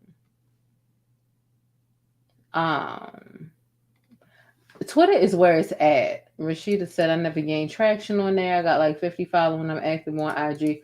Honestly, look, let me tell you something. All of the news that be popping on IG when you feel like, oh, this just happened, I promise you it came from Twitter. It really did. All of the stuff that be popping on Instagram, it literally came from Twitter. That's why Twitter is so much of a thing. Because Instagram gets all of their information, all of their news, and all that stuff secondhand. So that's that stuff. But nonetheless, it's time to get off of here. It's 2:37. I got to get up for work tomorrow. I'm not trying to be hella tired. I'm trying to have some energy so that I can get and give some news tomorrow, whether it be about Shanquella, whether it be about other Black news, whether it be about celebrities and all that other stuff. Exactly. Elon don't know what he's doing. He don't know what the hell he doing. But, you know, it is what it is. It is what it is. Make sure you subscribe. Make sure you thumbs up the video if you haven't already. It's your girl, me, the plainest Jane. I'm going to catch y'all in the next video. Let me see what y'all saying in the comment. I don't care about Twitter or Instagram. It's the only free source. A free ghetto comedy to me. I know that's right. I know that's right, Leroy. Okay. Yeah, I'm going to bed. Twitter is its own space. If you follow me on Twitter, you follow me Follow me. If you follow me on Twitter, you might get the hang of it. You might probably sort of kind of maybe get the hang of it. But like I rule, I dominate Black Twitter. I really be doing what it do. It's a thing. It's definitely worth it. Shay said I've been getting my feet wet on Twitter. And okay, thank you. I'm glad. And Twitter be doing what it do. It really is its own. It really is its own kind of ecosystem, and it transforms into the other spaces with its news, breaking stories, and all that other stuff. So yeah. I do have some skincare information that I'm gonna drop for you all backstage for the channel members only. For the wintertime, especially, it's necessary. Before the week is over. There are also a couple of things that y'all should know that I'm going to be talking about before the week is over. Wednesday is one of them. Wednesday is so good. I'm going to be doing one of our backstage situations. Y'all know backstage, I talk about what be going on Netflix and all that other stuff. Wednesday, which is a spinoff of the Addams Family. Y'all know they had a daughter named Wednesday or whatever. So good. Watch it, because before the end of the week, I think it's like 8 episodes in the little thing. So it's not hard to binge, but before the end of the week, I'm definitely going to be talking about that. So good. Oh my God. It's so good that I'm mad I don't have more episodes to watch. Okay. So we're going to be backstage members only talking about Wednesday. There will be spoilers. That's why I recommend you watch it. If you follow me on Twitter, you already know I've been recommending this. But watch it because I will be giving spoilers doing that backstage members only thing. Another thing that I'm going to be talking about backstage is, what is it called? To Catch a Killer Nurse. How to Catch a Killer Nurse, To Catch a Killer Nurse, whatever that name is. I'm going to be talking about that backstage as well. So y'all know I'm always in the nooks and crannies of Netflix, seeing like what's popping, what's going on, and what's worth talking about. Because I've literally I feel like I've watched all the good stuff on Netflix, to be completely honest. Sometimes I feel like there's nothing left, but I just keep searching. Wednesday was definitely it. I'm telling you, you need to watch the spinoff of the Addams Family called Wednesday. It's good. I'm telling you. That's good. Yeah, it's on Netflix. The Killer. Yeah, I think it's called like To Catch a Killer Nurse or something like that.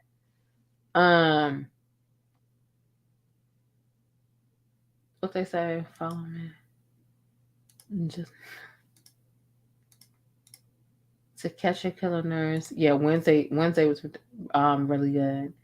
I watched you watch all the episodes. Oh, I'm so mad it's not more episodes. Here's what I will say. I'm glad that they left a cliffhanger that let us know that we might get more episodes at some point or another. We just don't know when. But yeah, it was good. Did you watch The Good Nurse? I feel like that was... To answer your question, yes. And that's all I'll say. I watched them both. Mm-hmm. I've been banned from Facebook for being too pro-black. Oh, no.